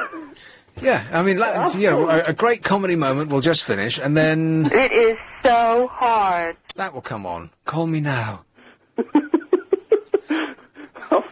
Text dated. Yeah, I mean, I'd rather they had no ads at all than that. But anyway, it ended. They showed them all, and then, as is the way with satellite TV channels, they started again the very next day from the beginning, and so I'll be watching them again. Yeah, well, because I know how reliable I know we don't really want to mention the Sky Plus, but how reliable is that for, like, series record? And because it just said it swaps and changes around so much, can you, like, do it on anything at all? I find it to be very reliable. It did screw up something the other day, but no, I just let it do its thing, and it's usually always there. But it does mean that I do tend to watch the same things. I've got a diet of... it's almost like a cow, who... the cows... No, that's birds, isn't it? Who eat something, then chuck it up, and then eat it again. Cows do that internally, don't they? The cud. Yeah, they eat it, then they throw it... Then they throw it up into their own mouths and eat it again. That is repellent. Then we eat the cows. Yeah. Cow. You tried cow yet? Yeah, I did. Well, we got the Barbie out, because you've got to pick and choose your days to have a barbecue. I mean, summer's going to be over, and you haven't done anything summer-like. So you found half an hour to, like, wait. Yeah, so as soon as it stops raining, you have to rush outside and start up the Barbie, and so I thought, I'll have a burger, I'll go all out and I'll do cow. But I was a bit reticent about having an actual burger bought in a shop, because you don't know what it is. I mean, you might be eating eyeballs or cows' personal areas, and it's just horrible. So I bought a steak and then blended it to make it into a burger. So I knew exactly what it was. It wasn't mystery meat. Yeah. And it was a bit like cardboard. Oh, that's lovely. Yeah, it didn't really have any kind of taste at all. It was a bit like warm, wet cardboard burgers. I'm not a massive fan, really. It cost a fortune as well, buying a steak and then reducing it to burger form. It would cost about £8. World's most expensive burgers. People I know go mad on steak. I mean, I could take it or leave it, I'll eat it, but it's definitely not worth the loads of money it cost. Yeah. It didn't actually seem to taste of anything other than the barbecue smoke, which is something that I did to it. You should get one of these. Did you smother it in sauce or anything like that? Well, yeah, I mean, if you're going to have a burger, first you've got to have onion marmalade, which is the most fantastic ingredient to a sandwich. Oh, I discovered that recently. No sandwich is the same without it. Then you've got to have tomato sauce, then you've got to have mayonnaise, and then you've got to have mustard. And if you put those on, I mean, it might as well be cardboard, because you can't taste the ingredients of the sandwich, just dripping in sauce. Sauce. You can get some different sauces now. You can get with garlic and all sorts of it, can't you? Yeah. Oh, it's just, and by the way, how did we... Oh, he's cut himself off. No, I'm still here. Oh, damn it. Hello? Yes. What was that? I've no idea. Must be that super phone you're using. No, there's nothing wrong with my end. Is that an iPhone? Sorry? See, like I said, mobile communication technology is great, isn't it? iPhone. It's not a mobile, it's cordless. Yeah, like I said, well, it is a mobile then, isn't it? You can walk around with it. It isn't, Dance with the phone, boy.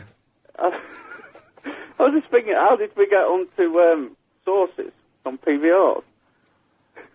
Well, if you tried to work back, we'd be here all night. Oh yeah, in fact, there's something I've got to mention about the Big Brother. Did you hear, I know I'm weeks out with this, but did you hear that somebody gave a job up in a radio station somewhere so we could watch the series? Somebody gave up a job at a radio station so that they could watch Big Brother? Yeah, they wanted about 3 months off from their little shows somewhere on the... Well, they were on the air. It wasn't a back room... No, it was a presenter. A presenter. Yeah, but they gave it up and now it's, nobody's watching, nobody cares. So I'm really, really happy about it. Yeah, I'm very glad. Have we not had a break at the 15 break? Well, you're way past, Aid. Yeah, you've only got... It's my fault. It is your fault. I'm glad that you accept the responsibility. Yeah. I've got to go, all right. Cheers, ta-ra. Well, it probably wasn't the reason he wanted to give up his little show to watch Big Brother. He just wanted to give up his little show to get out of the business. It's about right, isn't it? But use Big Brother as the excuse. As the excuse, yeah. He just couldn't stand it anymore. Simply Red came around on the playlist just one too many times. Throughout my life, I've shot... Do anything summary this year? I sat in a park. Yeah, that's summary. Very good. What did you do? That was it. That was it? Yeah. Which park was that then? Which park? Yeah. Hyde. Hyde Park? Yes. Right. Very well remembered. What were you doing there then? Minding your own affairs? Da-da-da-da-da. Yeah. Just sitting, just wandering through, and then decided to sit down in the park. But you couldn't do that on a winter's day, could you? Well, yes, you could, yeah. Oh, you sit down on the grass? On the grass. Yes. On the grass, yes. Want to score some pot? On the lovely green grass. Green grass of Hyde. And today I had an ice cream. Ice cream, you scream? We all scream for ice cream. Yes. And those are the 2 summary things I've done. What flavour? Vanilla. Vanilla? Yeah. Of all the flavours in all the world, you chose vanilla? Boring! What's wrong with vanilla? Well, it's just, what kind of a flavour is vanilla? It's just nothing. It's vanilla flavour. It's not... Everyone thinks that's the plain one, but it's not. It is the plain one. It's a taste of vanilla. Yeah, the plain one. No. Well, it's got a taste of something, hasn't it? I mean, it can't just taste of cream and sugar. You've got to put something in it, otherwise what is it? Yeah, but that's like saying, oh, yeah, chocolate is the plain one. But it's not. Well, chocolate, you know what colour chocolate is? Yeah. What colour? Brown. Well, I don't like brown. Oh. What about strawberry? Like strawberry flavour? Strawberry, no, I prefer actual strawberries. There's something about strawberry ice cream that just doesn't seem right. I don't like, lumpy ice cream, where you actually have bits in it. You know, of the fruit or I don't know, whatever they put in, nuts. Well, don't buy anything from those 2 hippies. Who are those 2 hippies? Ben and Jerry. Don't buy anything from Ben and Jerry because it's nothing but lumps. You'd need to microscope to spot the ice cream in between the lumps. They've got so many lumps in there. Lumps. What's the other flavour that's really, really bad? Oh yeah, mint. Mint is really horrible. Mint is excellent. Why would you want to have an ice cream with the same flavour that you use to brush your teeth? You know, it just doesn't seem How right. how did they choose mint as a toothbrush flavour? A universal. Exactly the word that I was going to use. Yes, a universal flavour for toothbrushing. Yeah. Why mint? They must Quite have right. Why not tested beer well. or chocolate? Yeah. Chocolate toothpaste. It's because it's like a fresh herb, isn't it? What was that? I don't know. Maybe it's just dialed up the police channel. Maybe something to do with the earthquake. Yeah, that's weird, isn't it? Because there seems to be an agreement that some things must only taste of certain flavours. Yeah. Like beer, it has been used for nothing other than beer. Yeah. Whereas chocolate, there's no end of things that taste of chocolate that aren't necessarily bars of chocolate. Mint is another one. Yeah. But of all the flavours in all the world, you picked vanilla. I mean, that just shows a serious lack of flair on your part. Well, no, because it's my favourite. Oh, well, your favourite. Oh, well, you should have said then. The Berlin Property Investment. I'm listening, dear. You can talk to me. So Ian has gone to, I believe he's gone to Greece, hasn't he? Well, that's what I was told last night. Oh, is I think Luby Lou told me that. It was somewhere hot. Yeah.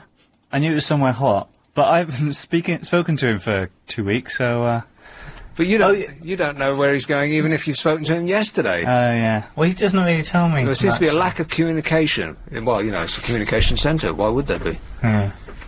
Yeah, it is Greece. Greece. Oh. Greek Greece, right. What's he want to go there for? Oh, just visit. Hot. It's hot and by a beach, isn't it? Yeah. It's something that we don't have. We've got tons of beach.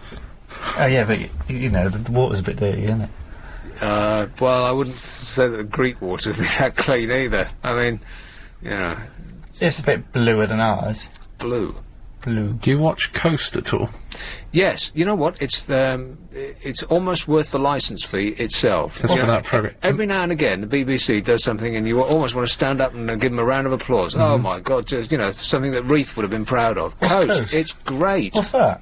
Sounds rubbish. It's where a bloke, like some sort of eco-hippie warrior type with an umbrella goes yomping all over the coast of Great Britain. Oh, yeah. And they have some shaggy-haired bloke from Scotland. He spouts on about this, that and the other, and, you know, they look at our coast. I think it's something like you're never more than 70 miles from the coast, wherever you are in this country. Which is not very long at all, really. I mean, that's an hour's drive. It doesn't seem like that, because when was the last time you were at the coast? Yeah, but... A couple of weeks ago. Like I said, it's almost never. But... Yeah. Thing is, to drive 70 miles, it takes a little longer than an hour. Well, it depends. Which? Always moaning. Yeah, moaning and whining. Yeah, but traffic lights and the traffic and the motorways and there's an accident.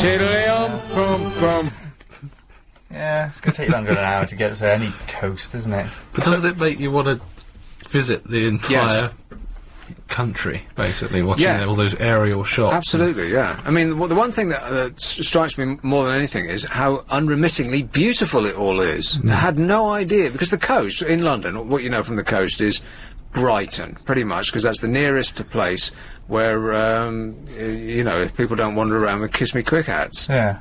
But TV makes anything look good, doesn't it? You are one of the most depressing people I've ever talked to in my life. You always look for the worst in everything. No, but it does. You know, you've seen like parts of London on the telly, and then when you actually go there, it's like, oh, is this it? It is, isn't it? Though? Such a pessimist. You know, you see the Houses of Parliament on telly, it looks so grand. Yeah, and it is grand. The Houses of Parliament. How can you go to the Houses of Parliament and not be impressed by that building? And you go there and you think, oh look, Big Ben, it's really small. Why? Well, it does look a little stumpier than you expect. Yeah, I'll give you that. Yeah.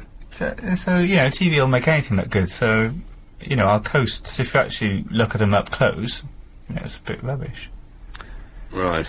TV will make anything look good. Yeah, well, see, that's what they say on the Jeremy Kyle show. That's why they're doing aerial shots of the coast, because if they went in close, there'd be Tesco carrier bags strewn across the beach. Syringes. Yeah. Unconscious young members of the royal family, that sort of thing. Fat lobster people Spilling out of bathing costumes. Yeah. Lobster. Crouch End. Hello, Damien. Hi, Nick. Damien. I would say how are you doing, but I'm not going to say it. All right, I won't say great, mate. Excellent. Chris is a liar, by the way. Liar. Why you lie? He lied so much. Because he was a special guest on Ian's show during the week on Thursday or Wednesday. Really? Can you deny it, Chris? I forgot about that. A guest? Yeah. What do you mean? I was a special guest because he couldn't book anyone else. So he got me in. Ian doesn't have guests. Oh, he does now. Well, he's not exactly a guest, is he? Did you actually come in, or were you on the phone? I was passing. And he got me in. Passing out? What? You were passing the... No one passes the building. We're in a desert around this place. Oh, he paid for a cab for me to... No, apparently he didn't even pay for the cab. That's why you left. No, well, he didn't pay... He didn't pay... Bus home. He said he was going to pay me for the interview, which he didn't, so I left early out of the interview.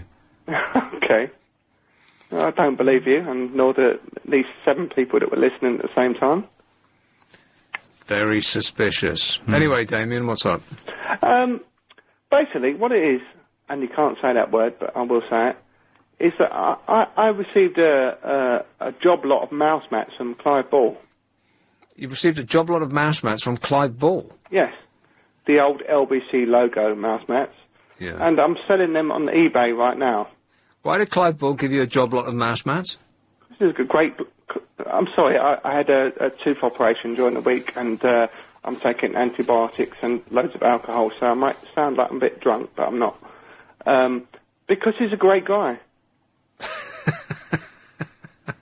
And they're now on eBay right now, and we have...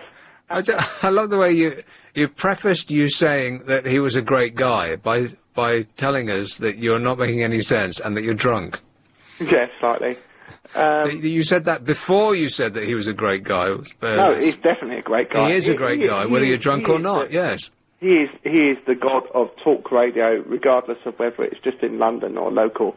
He is the god. Undoubted. Undoubted. But we have the James O'Brien mouse mat going on eBay right now for £9.30 against Steve Allen at £10.50. So that's going within the next 1 day and 1 hour. So how many of these have you got? Well, 15, like I said. Or did I say 16? I don't think you mentioned any kind of number. So you could possibly make 150 quid from us. Well, I could do, but the original mouse mat that I put on, with no signature of any sort, is going at £13.52 to a guy called Spurs Marty. I've called him Matty before. Now, what I want to do is send you in a mouse mat and put you up against someone that you think that you could beat. Who do you think that you'd be more popular than? Well, I haven't got a mouse mat. No, I've got your mouse mat. You've used it at some point during your career. No, I haven't. You have? I've got all the mouse mats that were used at LBC over the last year. I've never used a mouse mat here. Ever. Just say you have. No way! Why are we making you money? I'm mystified by this. Well, because I need money. I'm going on a 7-month holiday to Thailand. 7 months? Yeah, normally it's 6 months, because the extra month I need extra money. Why did you pick Thailand? Oh, I've been going there for the last 4 or 5 years. I went travelling around the world in 2002. I had a kind of one stop off in Bangkok, and I went to Koh Tao, as they say, and I did some scuba diving. I did the paddy course, and went to Bangkok. That was good, as you might know or may not know. No, I've never been. Well, it's fantastic. And then I went to Chiang Mai, which is...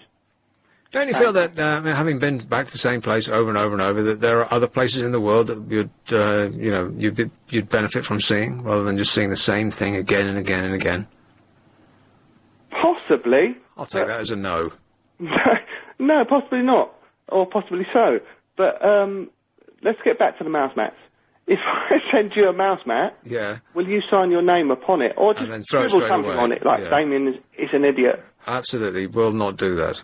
You absolutely will not do that, no? So that you'll make money. Well, what do I get out of it? Absolutely nothing, except that on the warm feeling advertisement, inside. it will put your name, LBC's radio station, times that you're on, and you might get 1 or 2 extra thousand listeners. Right. Okay. Well, I'll hold my breath, and you do too. All right. I will do. Thanks a lot, Damien. You're welcome. I don't think any of that's legal, is it? I didn't know anything about it. You just told me now. I'm not sure that Clive Buller knew anything about... Well, just the mouse mats that were used here. They're old hat now, because we've got new ones, I think. Have we? Yeah. I don't even remember seeing any old ones. That's an old one. Ah, very nice. Yeah. And this one's even older. I don't like that one. But we can't find a new one yet. Right. But mouse mats work without the mouse mat anyway, so... a waste of time. Mice Mats. Mice work. The mice attached to the computer work without the mat. It never sounds right when you talk about a multiple number of computer Mice. in mouses in the plural. It's a French mouse, isn't it? Are they mice?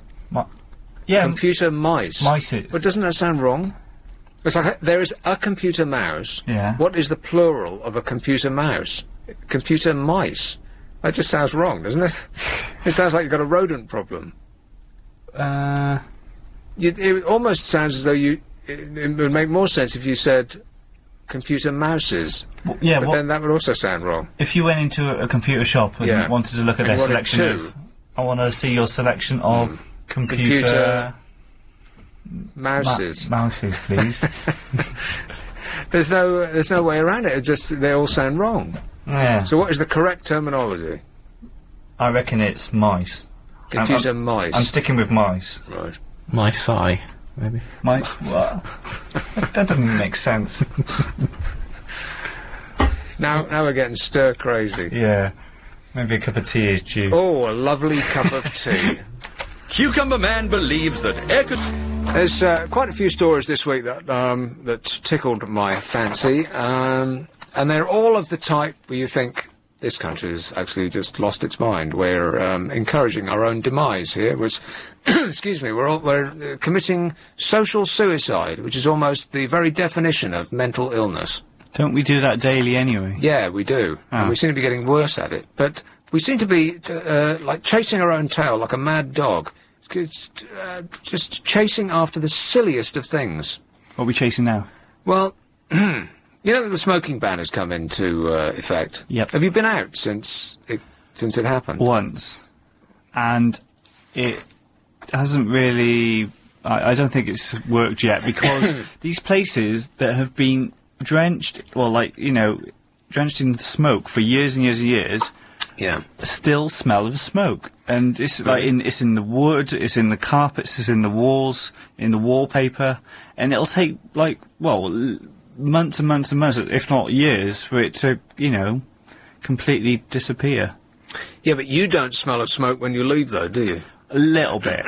Really? Yeah, if you're sitting on chairs that have been, you know, surrounded by smoke for years, it'll still smell on your clothes a little bit. Yeah, but it's not to the point that you feel that you should throw them away when you get home. Oh, no. No. But I would still wash them. I'd only wear them once and wash them. Because I haven't been out anywhere since. Only to a pub that was smoke-free anyway. Yeah.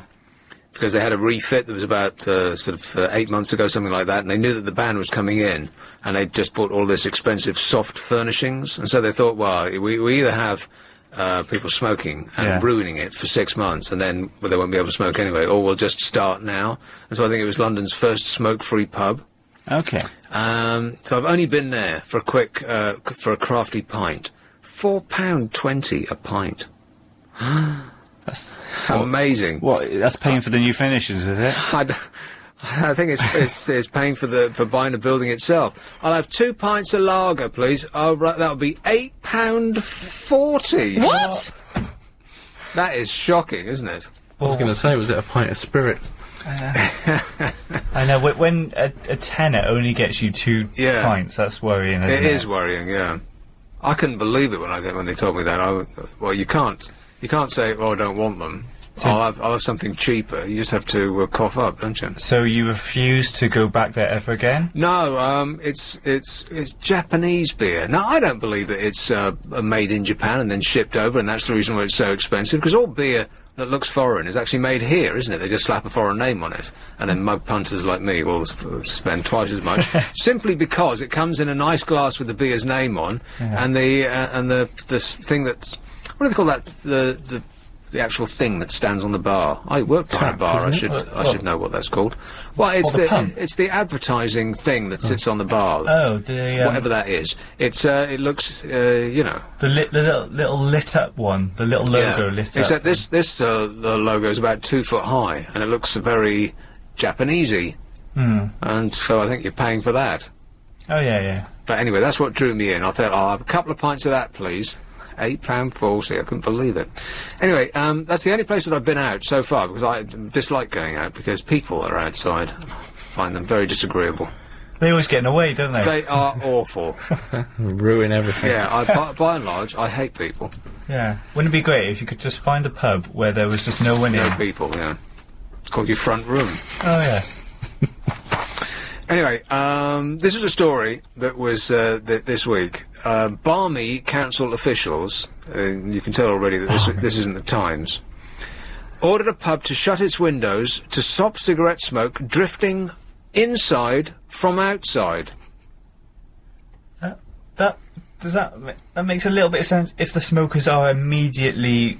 Doesn't make any sense at all. There's no way that you can justify this. So they're sending smokers outside to have a fag, right? Yeah. And then the council came in and said that the pub must close its windows in case smoke from outside comes inside. Depends on the type of windows. If they're the big windows that actually are just a nightmare. No, honestly, if the big windows open outwards, sideways, and there's smokers stood right by those windows, and there's people inside at a table on that side, then it's immediately gonna hit them, isn't it? You're a big lad, Alex. Just give him a whack up the side of his head. The enforcement officers warned that fumes from smokers outside could waft through and violate the ban. This is insane. Now, I don't care how you try and justify it, this is mad. They told staff to keep all the windows and doors closed throughout the summer months, when more than anything else you want the windows open, right? Or risk being, guess what? That's right, fined. Oh. Regular called Vince said, I was at the bar getting a pint when the two officers came in and spoke to the manager, and they closed the windows. There was no one smoking outside at the time. I like to sit there and watch the world go by and get the fresh air with my pint. I was so angry my beer was disrupted by these men that I asked for my money back. What? He goes to the pub for some fresh air? It's not the landlord's fresh fault. air and a pint. He asked for his money back? How can you get your money back on a pint just because your fresh air is restricted? The pub's manager, Zoe, initially complied with the order and closed the pub's continental floor-to-ceiling windows. There you are. They sound quite big. But the pub later reopened its windows after lawyers said there was nothing in the anti-smoking laws to prevent them. The Royal Borough of Maidenhead and Windsor Council defended the officers' actions. Environmental Health Officer Gillian said, I can confirm, because this is how she spoke as well. Yes. Like the police. Yeah. I can confirm we advised the premises that the windows be closed. This is in keeping with good practice to ensure compliance with the spirit of the legislation. This is how she speaks. It's like a robot. Every situation is different, and we need to ensure non-smokers don't have to endure smoke blowing in from the outside. Like I said, as a nation, we've completely lost our minds. I saw, I was watching Live Earth a bit on YouTube earlier, and I was watching the Foo Fighters. Oh, yes. And the drummer was smoking. Now, will he be receiving a fine in the post shortly? Well, that's not saving the planet, is it? No, and in a public place. Or a place of work, is it? It's outdoors, though. I don't know. Isn't it? But is it a workplace? Because there's no roof over him. There was, because he was at the back of the stage, because he's the drummer. Yeah, but the stage is so big it opens up. Yeah, like I said, Alex, just like a well-placed thump, I think. Do us all a favour. Sheffield. Hello, Jessica. Yeah, hello, Nick. Jessica. I bet you're missing Lucy, aren't you? Oh, am I ever? Yeah. This thing about, well, I don't mind smoking. What? Smoking. Smoking? Yeah. You don't mind it? Not really. Well, do you smoke? Not really. Not really? Sometimes. Well, that's a yes, then. Well, it's sociable. It's sociable? Yeah. No, it isn't. No, it is. No, it isn't. It's unsociable. You were close. Only 2 letters out.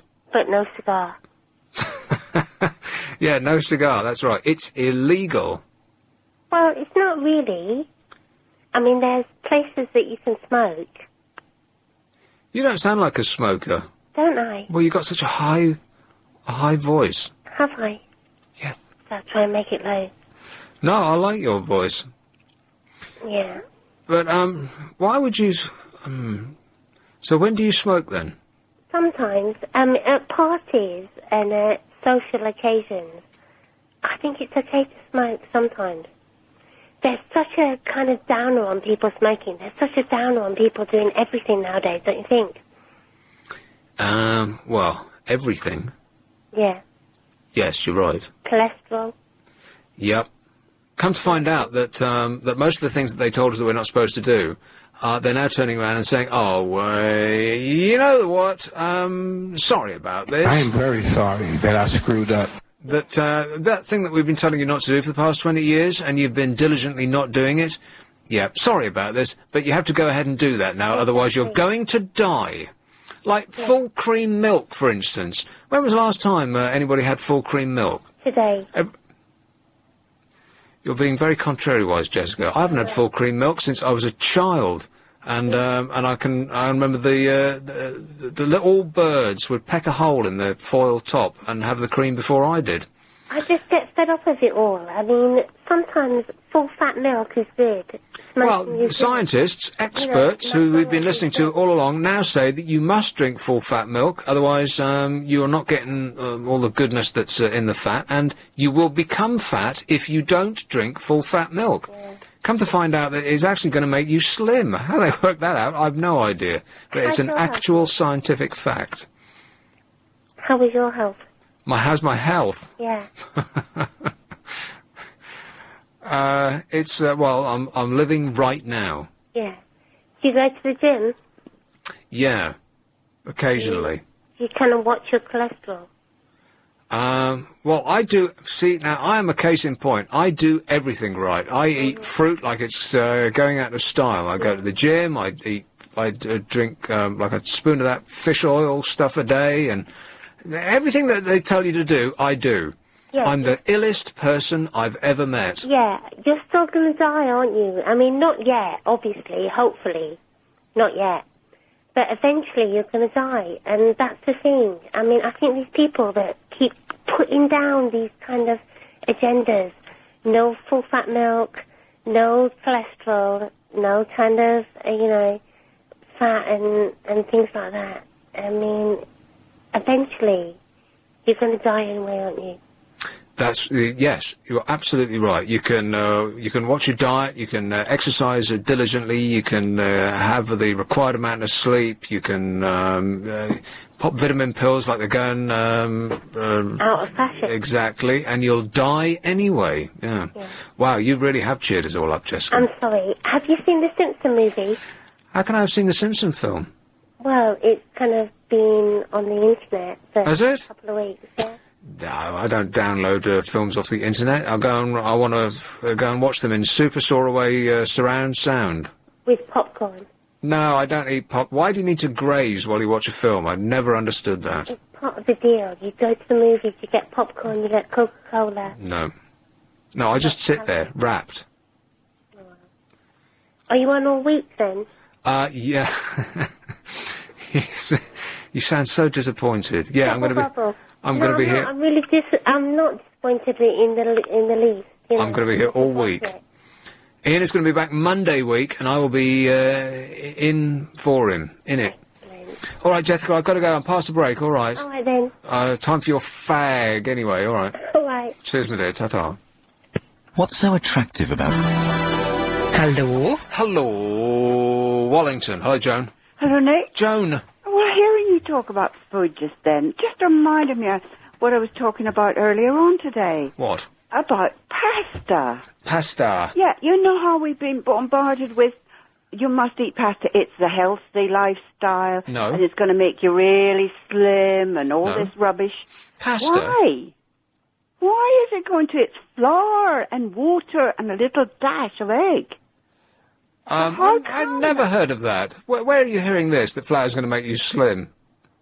Pasta. Yeah. Well, we're saying Italian pasta, that's your healthy lifestyle. You have that instead of anything else. Well, no, Italians eat healthier than we do, but I think the key is that they make food from scratch. We like to buy food in a box and then put it in the microwave and read the instructions. Well, no, but I'm talking about pasta itself. This is Right. what we're being sold for a few years now.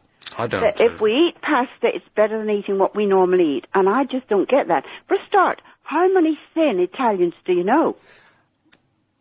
Well, I would question where you're going with that, because I spent almost 3 weeks in Italy, and the only fat people I saw were British tourists. Really? It's true. I mean, they do tend to eat many courses, but they're not giant courses of saturated fats. They're they eat well in Italy. Yeah, but what is so? I could. Why do you say flour is healthier than, say, potatoes? I really don't know. I suppose it's what you do with it. I mean, as a pasta has normally got tomato sauce on it. Yeah, in fact, that's about all they eat in Italy, isn't it? Tomato sauce. No, they don't. Yeah, every time I hear a recipe, I think, oh, gosh, I'm going to learn a new Italian recipe, and they say tomatoes.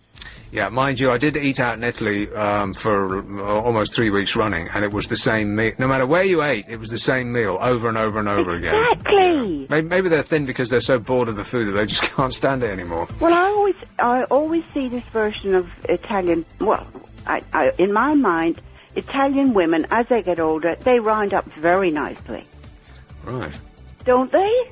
Well, I think that's just a feature of getting old. It's whether you're fat when you're young is the thing, and in Italian it's just flat out aren't. They're svelte and dusky and lovely. They're svelte?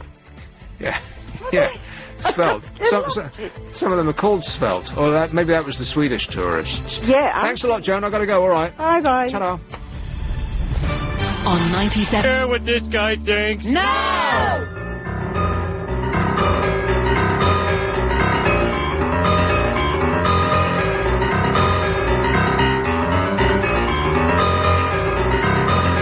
So what are the chances, you think, of getting to the point that they release the last Harry Potter film? Because I'm not going to read the books, I just can't be bothered. Because they're not very well written, let's face it, it's for children. But the films are, so far, with one exception, great. Mostly because of the sort of comical turns that our great actors are doing. Not the kids necessarily, but, you know, the Maggie Smith does a turn, and then Rickman will do his hand-wringing evil routine. Oh, I forgot how that ends. Yeah. Yeah. What's the chances, do you think, of getting to see the last film without knowing what happened? Slim to none. Yeah, 0, I would think, yeah. Because how many have they got left? Is there 2 films left, including the book they're about to release? I don't know. I've no interest in it, to be honest. I'm not even watching the films, because I can't stand, Daniel Radcliffe. Seems like a spoilt little boy you want to slap. That seems a very extreme position to take. I know. Well, sometimes people just wind me up. Really? Well, how can you have come to that conclusion if you haven't seen the film? I know, it's like, don't believe the hype. I don't know, just nothing about it makes me interested in seeing it. I don't know, what am I going to, feel after watching 8,000 different Harry Potter films? Just slightly entertained, I guess. But you are, like a sci-fi nerd, aren't you? Yeah, I like Star Wars and that kind of thing. Yeah. Mm-hmm. And Lord of the Rings, that sort of thing? Yeah. Wizards and Warlocks and all that rubbish. Yeah, even though it's the same thing every time, but... Yeah, all 3 films were exactly the same, yeah. I don't know, it just seems like it's a kid's book as well, that puts me off. You know, it's... Like Lord of the Rings was a kid's book, pretty much, wasn't it? Yeah, but I think the films are quite adult. But the Harry Potter films seem, directed at children still. I think that they're directed at both, really. The thing about Harry Potter films is almost like every time you watch it, it's Christmas. It's nice to keep them until Christmas, and then you watch it along with the choir in King's College, Cambridge, which I always want to say King's College, Bainbridge, just because it's a Monty Python thing. Maybe I'm missing out. Maybe they're nice, feel-good family films. They are absolutely feel-good, yeah. And they've been getting more, exciting is perhaps not quite the right word, but there's been the thrills and spills, liberally dotted in amongst them, yeah. No, I'm a big fan of the films. The books, I just can't be bothered. I think I've probably deliberately avoided them just because of all the hype, though. Right, and Star Wars didn't have any hype. Leicester Square, hello, Tiffany. Hi. Tiffany. Hi, how are you? I am great, mate. Good. I was just calling in to talk about Big Brother. Yeah. I personally think it's one of the greatest shows ever to be broadcasted on TV. But my friend says that it's disgusting and it's a waste of time, and I was hoping that you could back me up. You think that I'm going to back you up? I was hoping so, yes. No, I'm afraid you're fresh out of luck there, Tiffany. What are you doing in Leicester Square? I'm trying to find a parking space. We're going out for my friend's birthday. I can tell you where you can find a parking space near Leicester Square. Where? I'm not going to tell you because it's my secret parking space. Oh, no, please don't tell anybody. I just said I can tell you. I didn't say I was going to tell you. It's very near there, too, and it's always available because people are frightened of parking there. Oh, please, sir, please tell us. No, definitely not. Give us a parking spot. Sorry? I'm absolutely not going to do that. Where are you going to go? We want to go to the Trocadero. The Trocadero? Yeah. What's there? I don't know, arcades are nice, all sorts of things. Arcades? But... It's 10 past midnight on a Sunday. I know. But, listen, Nick, do you watch Big Brother? No. Why? Because I'm not interested in any of those people this year. But have you watched it in previous years, Yeah, then? I watched it last year, yeah. Did you think it was good? I thought it was addictive. So if you get into it this year, then you'll realise that it's as good and as incredible, and you can back me up on my argument. All right, well, I'll definitely try and try and do that. My friend says... Hi, Nick. Yes. Hi, I'm Steve. I'm with Tiffany. I think it's a rubbish show. And I agree with you. I think I've been trying to persuade her that she wastes all her time watching Big Brother. Do any of these people sound like they should be driving a car? I'm not driving the car, my friend Bob is. But listen, I'm in the back with Tiffany. Yeah. And she tells me every day I can't speak to her at 10 o'clock because she's watching Big Brother. Mm-hmm. Yeah? And then I'm a call. Oh, no, we seem to have run out of time on that call. Good grief. What a nightmare car that was. What are we going to do at this time on a Sunday? That'll be all closed up, won't it? Yeah, you would think so, yeah. What, down where? Down in Leicester Square? I'm going to call the police. I think that they've... acting suspiciously. If they want to use their tasers on a group of subjects that nobody will actually mind about, then they're near Leicester Square, trying to park. I don't think you can nominate strangers to be tasered. I don't think the police are using their tasers quite nearly enough. They're the ones that just stun you a little bit, isn't they? Do they actually carry those? Oh, yeah, I'm sure they do. Well, they've got no end of things hanging off them, don't they? What, are they like gun shape? They're like a large... I think they're like a large mobile phone with what looks like, ants' pincers on the front. You know, like giant ants' mandibles. Oh, right. Yeah, that's right. Yeah. Ants' hands. Yeah. But they've got no end of things hanging off them, police, these days, don't they? It's amazing that they can actually walk. I know one of them came on the tube the other day, and he had to have a whole seat for his belt. Yeah. It's like Batman's belt. Yeah. They look great, though. You just want to have a play with it, don't you? Well, you don't want to. You don't want to stare because you know they might think you're up to no good. But I am curious about what all that stuff is. They got pockets and pouches all over them. Yeah, and there's probably sprays and everything except they do actually carry guns around these days, don't they? Not just any old gun, not like a Western style holstered gun. And if you take off that massive belt, if you take off the vest, if you take off the helmet, you get a tiny little man inside. Policeman, yeah. Like those Russian dolls. Yeah. Yeah, they're almost microscopic. That's right. Bond Street. Hello, Steve. Hi, I just want to tell Nick I found the parking space. Yeah, okay, that's great. Thanks a lot, mate. I lived in the States for 4 years, and every time I saw a policeman, I looked down and I saw that he had a gun in his pocket, holster. It still amazed me. I still was like, "You got a gun?"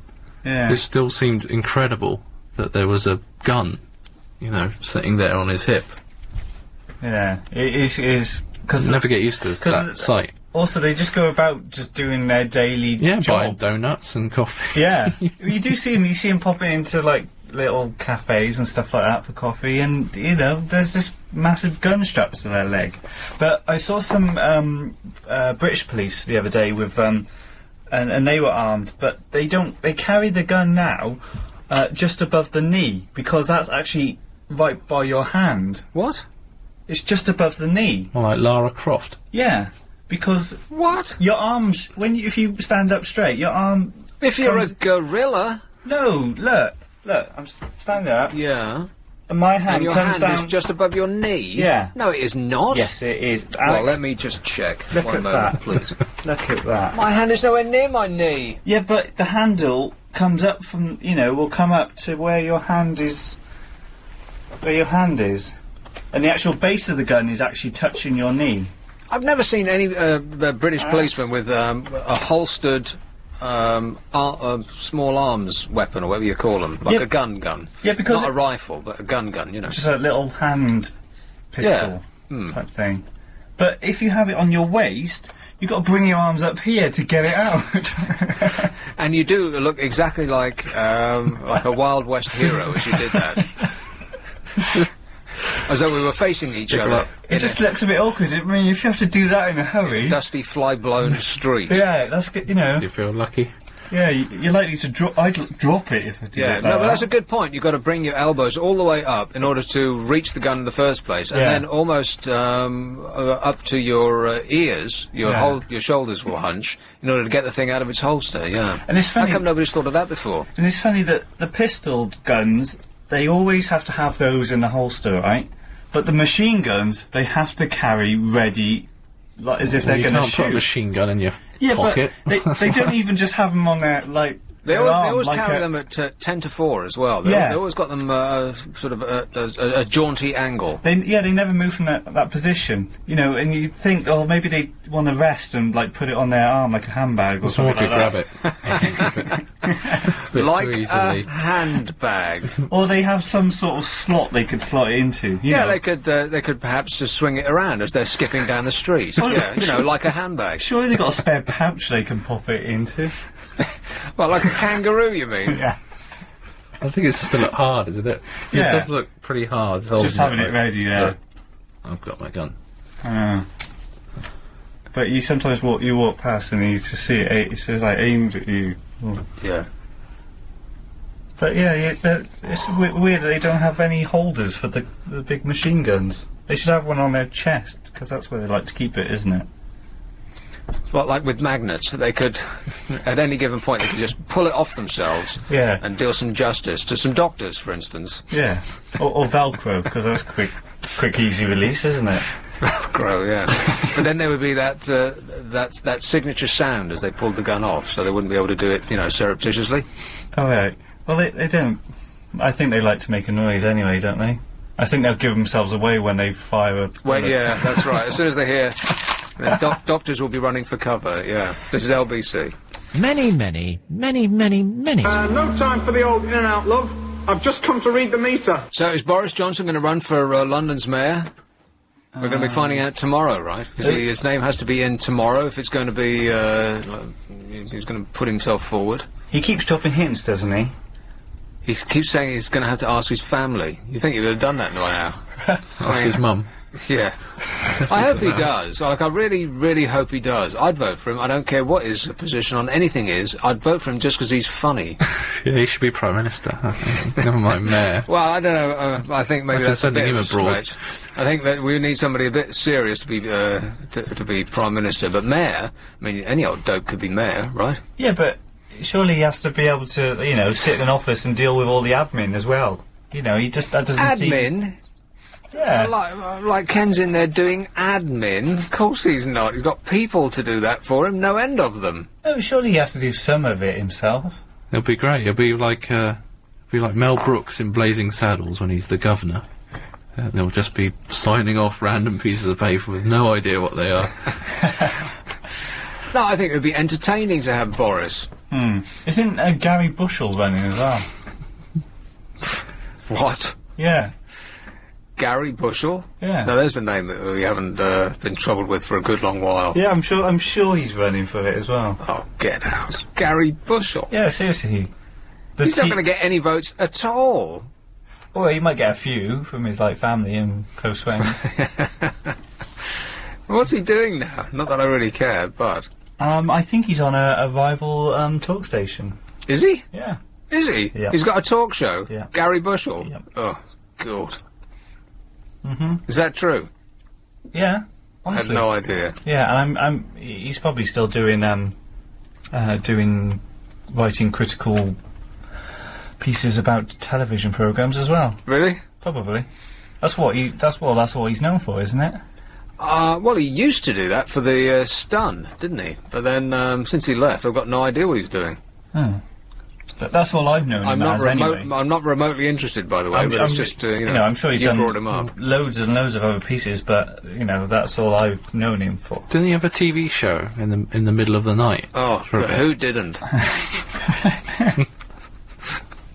Before they brought in all those excellent quizzes. Yeah. They're still on, by the way. How are those people, on those quizzes? So I was flipping around the other night after I got home, and how they keep that banter up? On and on, because they never shut up, those people who are hosting those quizzes. But if you've noticed, it's the same banter. They're just repeating themselves every 10 minutes. Is it? Yeah, because, you know, you can only sit there and watch, you know, maximum 10 minutes of it, and if you break through that 10-minute barrier, you'll see they'll just kind of repeat all the same stuff again, and they'll do that for the next 2-3 hours. Oh, right. Well, maybe I could do that. You should try it. I think I'd rather have a sleep, actually. Northwood, hello, Jerry. Good evening. Just to say that Paul Ross did a serious interview with Gary Bushell about 10 days ago regarding him standing for mayor, and he's standing for mayor. Right. Well, I don't think we need to be concerned. What's the world coming to? Yes. But it's true, actually, honest. Okay. 10 points for Chris. Thanks, Jerry. Big kiss on his buttocks. All right, cheers, mate. I hope you're enjoying that metaphorically, if not otherwise. Well, I don't think we need to be worried about Gary Bushell's running London, but I think Boris running London, that would be excellent. Really? Because, you know, as much as I had... affection's a strong word, isn't it? As much as I didn't mind Ken in the early days, it's getting a bit much now, really, isn't it? I mean... What do you mean by much? He's doing too much? He's been mayor for ages, and I can't remember a time when he wasn't mayor. I think a bit of new blood, don't you? Who was the mayor before him? Well, there wasn't one. Oh. We only had that silly dope who was mayor of London, who wasn't actually mayor of anything at all. He just wore ceremonial robes and had a parade. And no one knew his name. Exactly. Like Clint. Yeah, but what can Boris do? Well, I don't know. I mean, there's quite a lot of power that comes with the job in some respects, isn't there? Yeah. I mean, it gives you a platform, apart from anything else, to shout about whatever it is that you know, exercises you.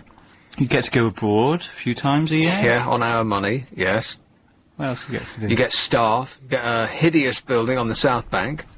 Don't you like that building? I think it's awful. I think it's one of the worst new buildings in London for decades. I thought it was quite funky. Hideous. Well, it's quite difficult to build a round building, isn't it? Quite right. No end of money, of our money, was spent on that building, whereas if they just built an ordinary glass box, it would have cost us, much, much less money. But that wasn't good enough for, the people in charge. They wanted something much more expensive than that to reflect their own sense of importance. So they spent hundreds of millions of pounds of our money on a building to elevate themselves to a position that they would like to become accustomed. And I, for one, object to that. I mean, I don't mind if businesses spend hundreds of millions of pounds on a fancy name architect and stick up something to reflect well upon themselves. But when government bodies do that, then I've raised a finger of objection. Do they own that piece of land, then, that their building's on? I've no idea. Because if they, rent the land, then surely that is such a prime spot in London that you can't get any more central, really, than that. Yeah, absolutely. Then that's costing them a fortune. They should move further out of London. Yeah. Or just off the riverbank. Birmingham. Yeah. Because developers would kill each other to get hold of that space. Oh, it's They'd ideal, stick up isn't it? executive flatlets with a view. Yeah. Right by Tower Bridge, isn't Absolutely, yeah. It's a great spot. But the money didn't end just with the skin of the building. They spent no end of money on the inside of the building as well. I bet every single chair that's in that building cost £1,000. I think they got these chairs. Are they? Like I said, £1,000. Now, when an organisation, a private organisation wants to spend £1,000 on a chair, that's completely up to them. When a government organisation wants to spend £1,000 of our money just to make their own buttocks more comfortable, then again, I've raised a finger of complaint. Don't you? I mean, that Portico House, whatever it's called, Portcullis House, opposite the Houses of Parliament, which you were so underwhelmed by, that hideous lump of a building that our parliamentarians built for themselves, I think still is the most expensive office block per square foot in the world. Really? Yeah. They built it for themselves, with our money. No end of cash was spent on that. But, of course, there's no such thing as a budget when they're spending money on themselves. But the thing is, it doesn't bother me that much because I just think, oh, well, probably my money didn't actually pay for that, someone else's did. You know, mine actually went to something that did something. Right. Well, that's a good way of thinking about it, yeah. Yeah, they just didn't use your bit. Yeah? They ring-fenced your bit. Exactly. Right. East Finchley. Hello, Rebecca. Hi, Nick. Rebecca. Hi, Nick. I actually need your advice on something. Go on. I've got a terrible problem at the moment. It's something I go through every year during the months of July and August. Yeah. And it's called wasps. Wasps? Yeah, I'm being plagued by them. And the odd thing is, I don't seem to get many coming in during the day. It's just at night. I've now had to kill, this is my fourth one in the last 2 hours. And I'm wondering, is this normal? I mean, for them to come in at night, is anyone else suffering with this? I'm being mad by them. I don't think wasps hung around at night. Oh, you'd be surprised. This is terrible. I mean, luckily it's not too hot at the moment, but, I mean, when it is hot, it's terrible. We have to keep all the windows closed because me and my daughter are absolutely petrified of them. And I'm wondering, does this happen to anyone else, or is it only me? Well, I had to have a man around because we had a wasp's nest just the other day. And, I called up a company, let's call them Waspo Kill. Okay. And they said, yes, so what floor are you on? And I said, I won't tell you exactly what floor I'm on, I'll make one up. I said, floor 6. And they said, oh, well, we'll have to send a site surveyor around, and then we'll have to give you a quote. And I'm like, no, it's just on a balcony. You just walk out onto the balcony. Oh, no, if there's anything above a floor 3, we have to send a site surveyor around. That's what I was told. You just walk out on the balcony. I'm not asking him to climb a ladder. Oh, well, it will be £80. Would you like me to go ahead? I mean, she's really got the hump with me now. And I thought, yeah, all right. And then she puts me on hold for what seemed like days. And I hung up on her, and I called another company who answered bright and cheery. Oh, yes, well, we'll send someone round tomorrow morning, £40. I halved it just by calling a company that I'd never heard of.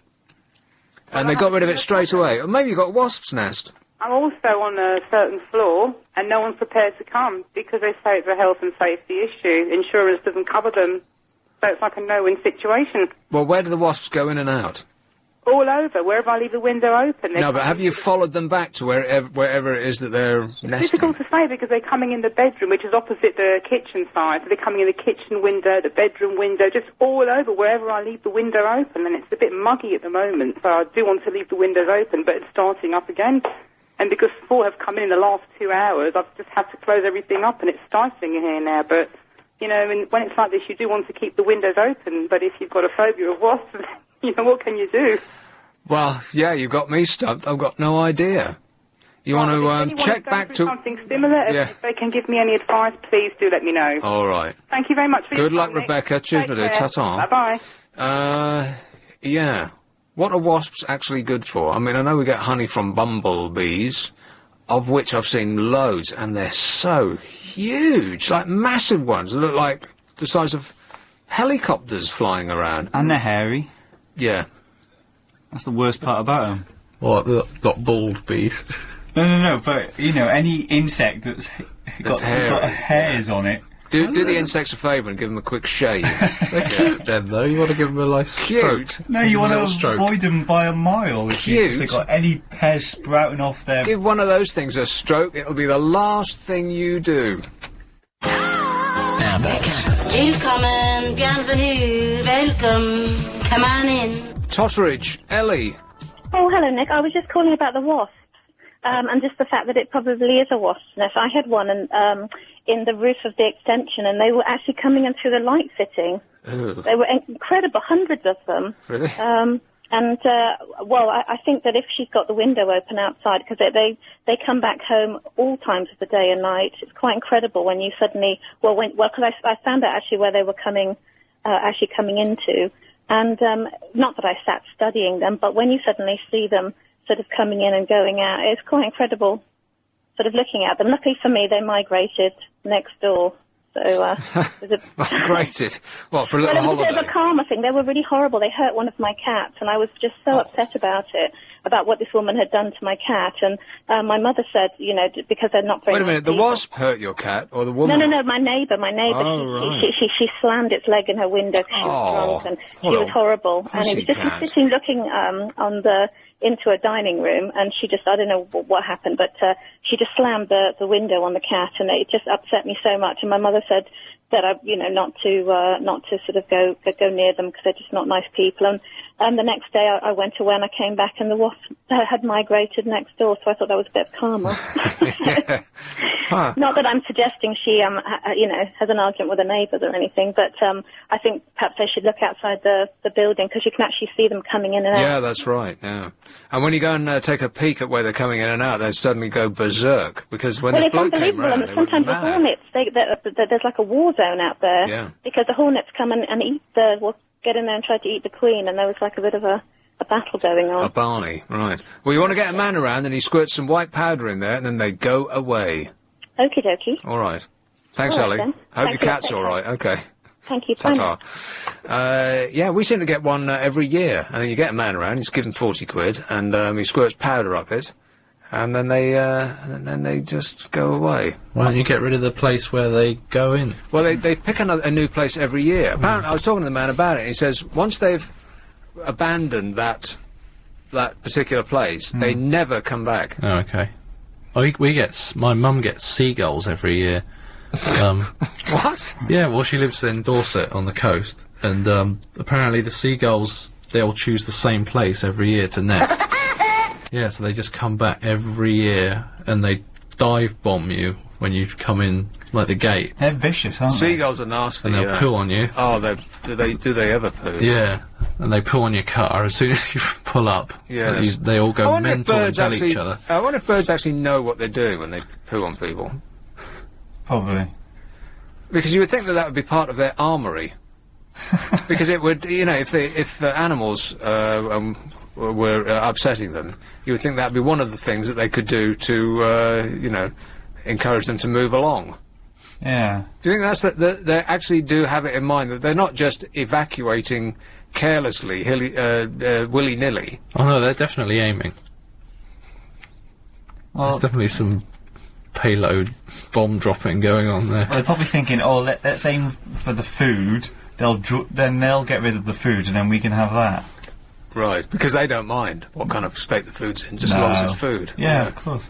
Because they're not going to eat it themselves, they're going to give it to the little babies. Yeah, but people still feed the seagulls, don't they? Yeah, you stop feeding the seagulls, you morons. Idiots. Yeah, there's always someone in the street as well that throws bread up on their shed roof. Exactly. Although it's, every time you walk through Trafalgar Square or anywhere where pigeons congregate, there's always some idiot who's throwing little bits of bread to the pigeons. And of course, they see that, and then giant flocks of them all come around and start going mad for a little bit of bread. Don't you get fined for that these days? Oh, I hope so. Well, there's another reason why the police should be drawing their tasers again. What, because people are feeding birds? Yes. That's a bit harsh, isn't No, it? it isn't. What, use the tasers on the birds or the people? Well, both. But you wouldn't be able to catch the birds. They're flown away already, so just to use it on the people. Oh, okay. It's there again, you see. People are the problem. Yeah, always. Always comes back down to it. Doesn't it just, yes. Penge. Eddie. Eddie from Penge, yeah? Yes, Eddie. Hi, Nick. I've had experience with wasps. I found that you used to get around quite a lot of the night time. When we went to the bathroom, turned the light on in the bathroom, they used to dive at the window and hit the glass. Really? And we had a massive one at one time. I don't know if there was a nest or not, but I rang the local council up and they came out and sorted the problem out. But whether they found a nest or not, but it seemed to stop it. But if you had, in hot weather, when you wanted to open the bathroom window up, they tended to come inside, and we had one of these sort of sealed lights on the ceiling in the bathroom. Yeah. And they used to manage to get in underneath that somehow. I don't know how they got in there, but they did. That's probably where they're going and nesting, right? Well, yeah, but, there wasn't a nest in there. I mean, they never found a nest, but there seemed an unusually amount at one time. This was going back a few years ago, probably 10 or 15 years ago. Because those little lights in the ceiling, there's once you get past them, you're into the great void upstairs. I'm not talking about small, like little halogen ones. I'm talking about like when you have a dome over a light bulb that screws onto. Oh, okay, right. But also, I don't know if you remember a few years ago in Covent Garden, the mess that came in Covent Garden. Did you ever see it in the newspapers or in the news? The what? The massive bees, I think it was bees or wasps, come into Covent Garden. Bees, I believe it was. Really? About probably 20... I reckon it was probably 20, 25 years ago. No, I don't remember that, no. Well, I saw that. I actually saw them at the top of Bow Street, where Bow Street meets Longacre. Yeah. There used to be one of the old-fashioned type wooden bollards there. Right. And the Queen got inside there, and it was like a big mess around there. Thousands and thousands. I've never seen anything like it in my life. I don't suppose I ever will do again. And then they moved off of there, and they congregated like a big bubble on the side of the building. It's on the news in all the papers. 25 years ago. Hands up, anybody remembers that? 25 years ago. Incredible sight in Covent Garden, that one. I can barely remember what happened last weekend. I was the only one to see it. There was massive of people watching it at the time. Right. Okay, well, in the evening. Anyway, I'm driving around at 25, so this is a bit of noisy surface noise. All right, well, thanks for walking us down memory lane, Eddie. Cheers, mate. Okay, Nick, I'll talk to you again sometime. Ta-ta. Bye. Yes. No, I don't remember that. 25 years ago. I can't remember where I was 25 years ago. What year is it? 2000 and... I often have to look at the paper just to remember what year it is. It's 2007, right? Yeah. Yeah. So 25 years ago, that would be 1982. I know, this year hasn't been much of a memorable one this year, has it? So far. People say that every year, though. Do they? Yeah.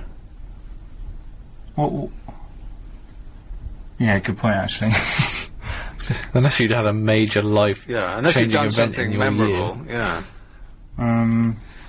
But the problem is that as you get older, the years just go more quickly, and I think that the reason is because when you're young, a year, as a proportion of the amount of time that you've been alive, is quite a long time. I mean, you can remember as a child, on a Sunday, looking at the clock, the second hand would never move. It would seem to take forever. Nowadays, Sunday just disappears like that, right? Because it's one day, which is such a tiny proportion of the amount of time that you've been alive. Ditto a year, which is why you wake up, or you go to bed when you're 21, and you wake up and you're nearing 50, and you think, what the hell just happened there? I know. I remember the Antiques Roadshow used to go on for hours and hours and hours. Did it ever? Yes. I think it still does, actually. I think it's still the same show that's running now. Songs of Praise. Yeah, it still hasn't finished, yeah. All those dull things that they used to put on Sunday, yeah, in order to punish you. But the thing is, those programmes have not moved in the schedule for the last 20 years. Yeah. They must be the most popular programmes ever. Apart from the news... Pensioner special, then, that's right. You know, all the other programmes in the schedule have changed at some point, except for those. Have they still got Songs of Praise on? Songs of Praise and Antiques Roadshow, and it, like, one follows the others. What about Last of the Summer Wine? That was always for Sunday evening as well. I think that's, you know... Classic British comedy, by which I mean not funny. Well, it's only funny for the people up in Yorkshire, isn't it? No. Oh. I mean, the people who own houses in the village that it's filmed are, it's funny to them in the sense that they're laughing like crazy because their house prices have shot up like mad because everybody wants to go and move there because they think it's charming and, you know, wistful and, you know, it speaks of an old age. But funny, actually, no, not funny, no. And the people that live in the houses are also laughing because they get paid every time they come to film in the village and they use their houses. Oh, when they use their houses, yeah. I don't think the residents get paid when they just do outside shots. But you get paid a lot when a TV crew comes and takes over your house. Oh, do you? Oh, yeah, huge. Like $2,000 a day. Oh, wow. But you gotta have... Do you have to have the right sort of house, or can you Well, you have to have what they're looking for. Yeah. Which could be anything. I rented my house out to my old flat to... Did you? Yeah, it was on like 3 or 4 different TV shows. Oh, wait, what was the... Is it a good film, or is it... or is it like just a TV What, show? do you remember Footballers' Wives? Oh, yeah. It was a location for one of the flats in Footballers' Wives. The, she was like a Pakistani girl who was going out with the David Beckham type. And she went mad, and they stuck her in a flat of her own, and that was my flat. Do they keep your, like, belongings in it as well? Your, like, furniture and... Well, sometimes they do, because that was a relatively small shoot. They sort of took it over for a couple of days, and they didn't bring their own furniture or stuff, they just used ours. But then there was a P.D. James thriller, which was terrible. It had... one of the guys who used to be one of the professionals, the serious actor that was one of the professionals. What was his name? Martin somebody. Remember the professionals? The two guys who were the violent coppers. And the shows. And the Scottish butler from Upstairs Downstairs was was their boss. Yeah, you know, was it the professionals? Da da da. Yeah, I know the music, but that's as far as I know. That's all I know. Yeah, I'm sure it's called Martin something. He's like a QC in some long-running program. Anyway, the serious actor. Oh, Martin Shaw. Yeah, is exactly right.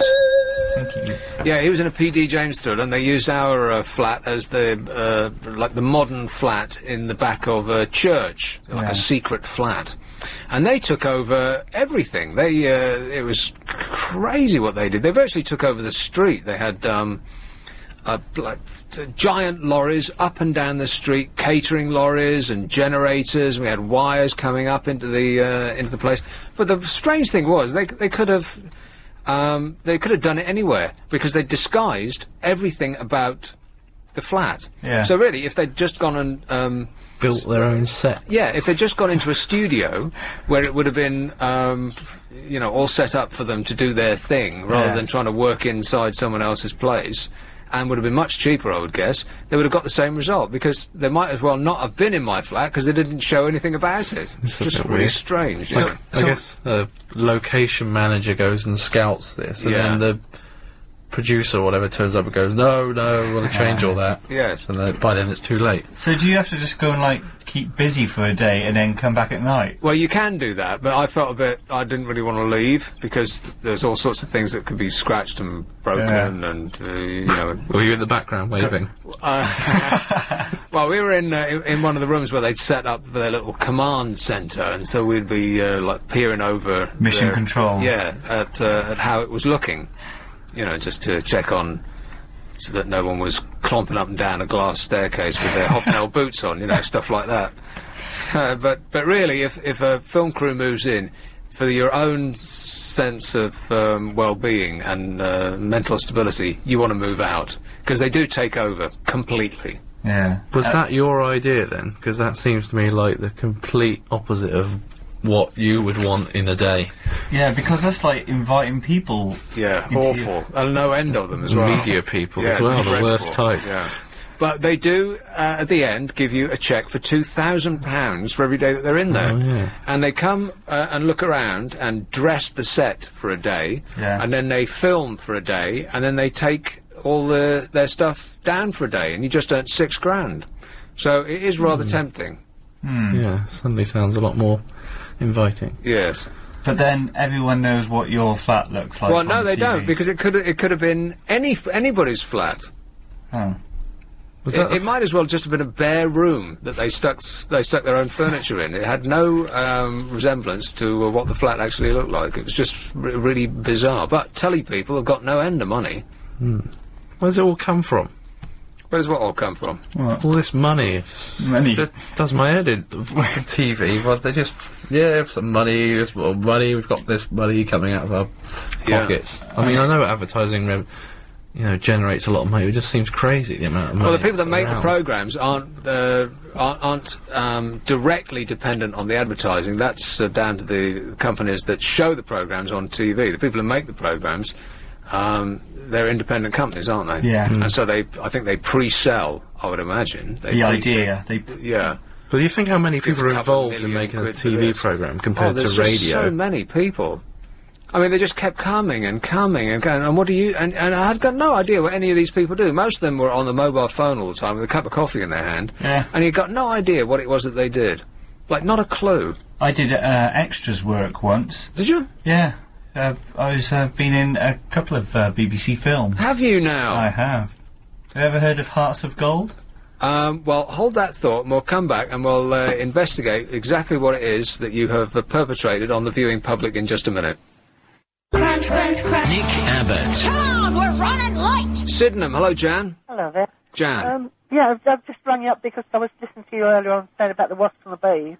Oh, yeah. And we had an actual wasp nest in the loft. Yeah. And they brought it because then the council don't do it now, but you have to get private people in.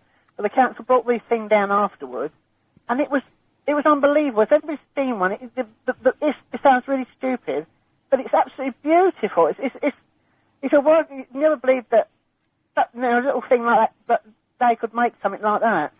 I don't think I've ever seen a wasp's nest. What does it look like? I thought it was straw. I really thought it was straw when they brought it down. It's solid. It's as big. It was as big as a coconut, if not bigger. And it was so solid, and it was like woven. It was just absolutely. It sounds stupid, but it was beautiful. Do they wait? What do they make it out of? Is it little I wasp don't know. spit? It must be. But I thought it was straw. But I thought, well, of course, it's not straw. But also, the only thing they did do up there, which I don't know whether people out there do know, but they actually went through brickwork up there. They dug through brickwork. Yeah. Really? We had to have a special man go up there and sort about the bricks because they'd actually made great big holes through the brick. I think there was about 20 of the bricks affected up in the loft, and it was unbelievable. The gentleman come down. He said they must have been up there an awful long time, my dear. Because prior to that, 3 years ago, we had squirrels in the loft. So we're not doing very... You want to alert David Attenborough. Sounds like everything that's going on up there. As I say, if anybody's ever seen a empty wasp nest, it is absolutely...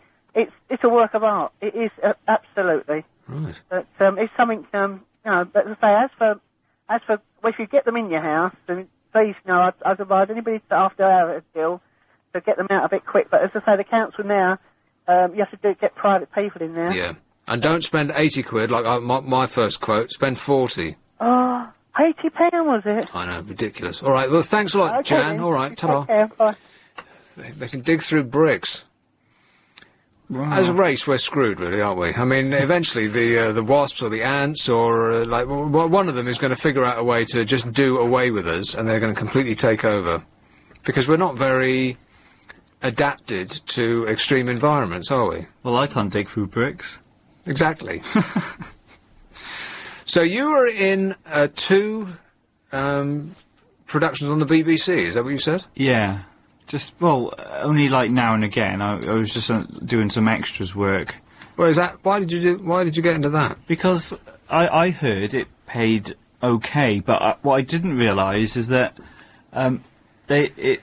you were working non-stop for like 13, 14 hours a day. Well, when you say working, I thought that filming was just no end of sitting around. Yeah, it is. Well, that's the thing. That's the hardest part, is just hanging around for those 14 hours. Yeah. You know, you had to be on set for 7 o'clock in the morning, all in your costume. We were in period dress. What were you wearing?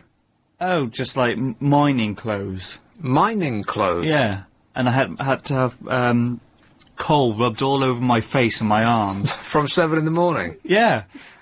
And once you're all in your costume, you can go and get, some free breakfast, which is all right.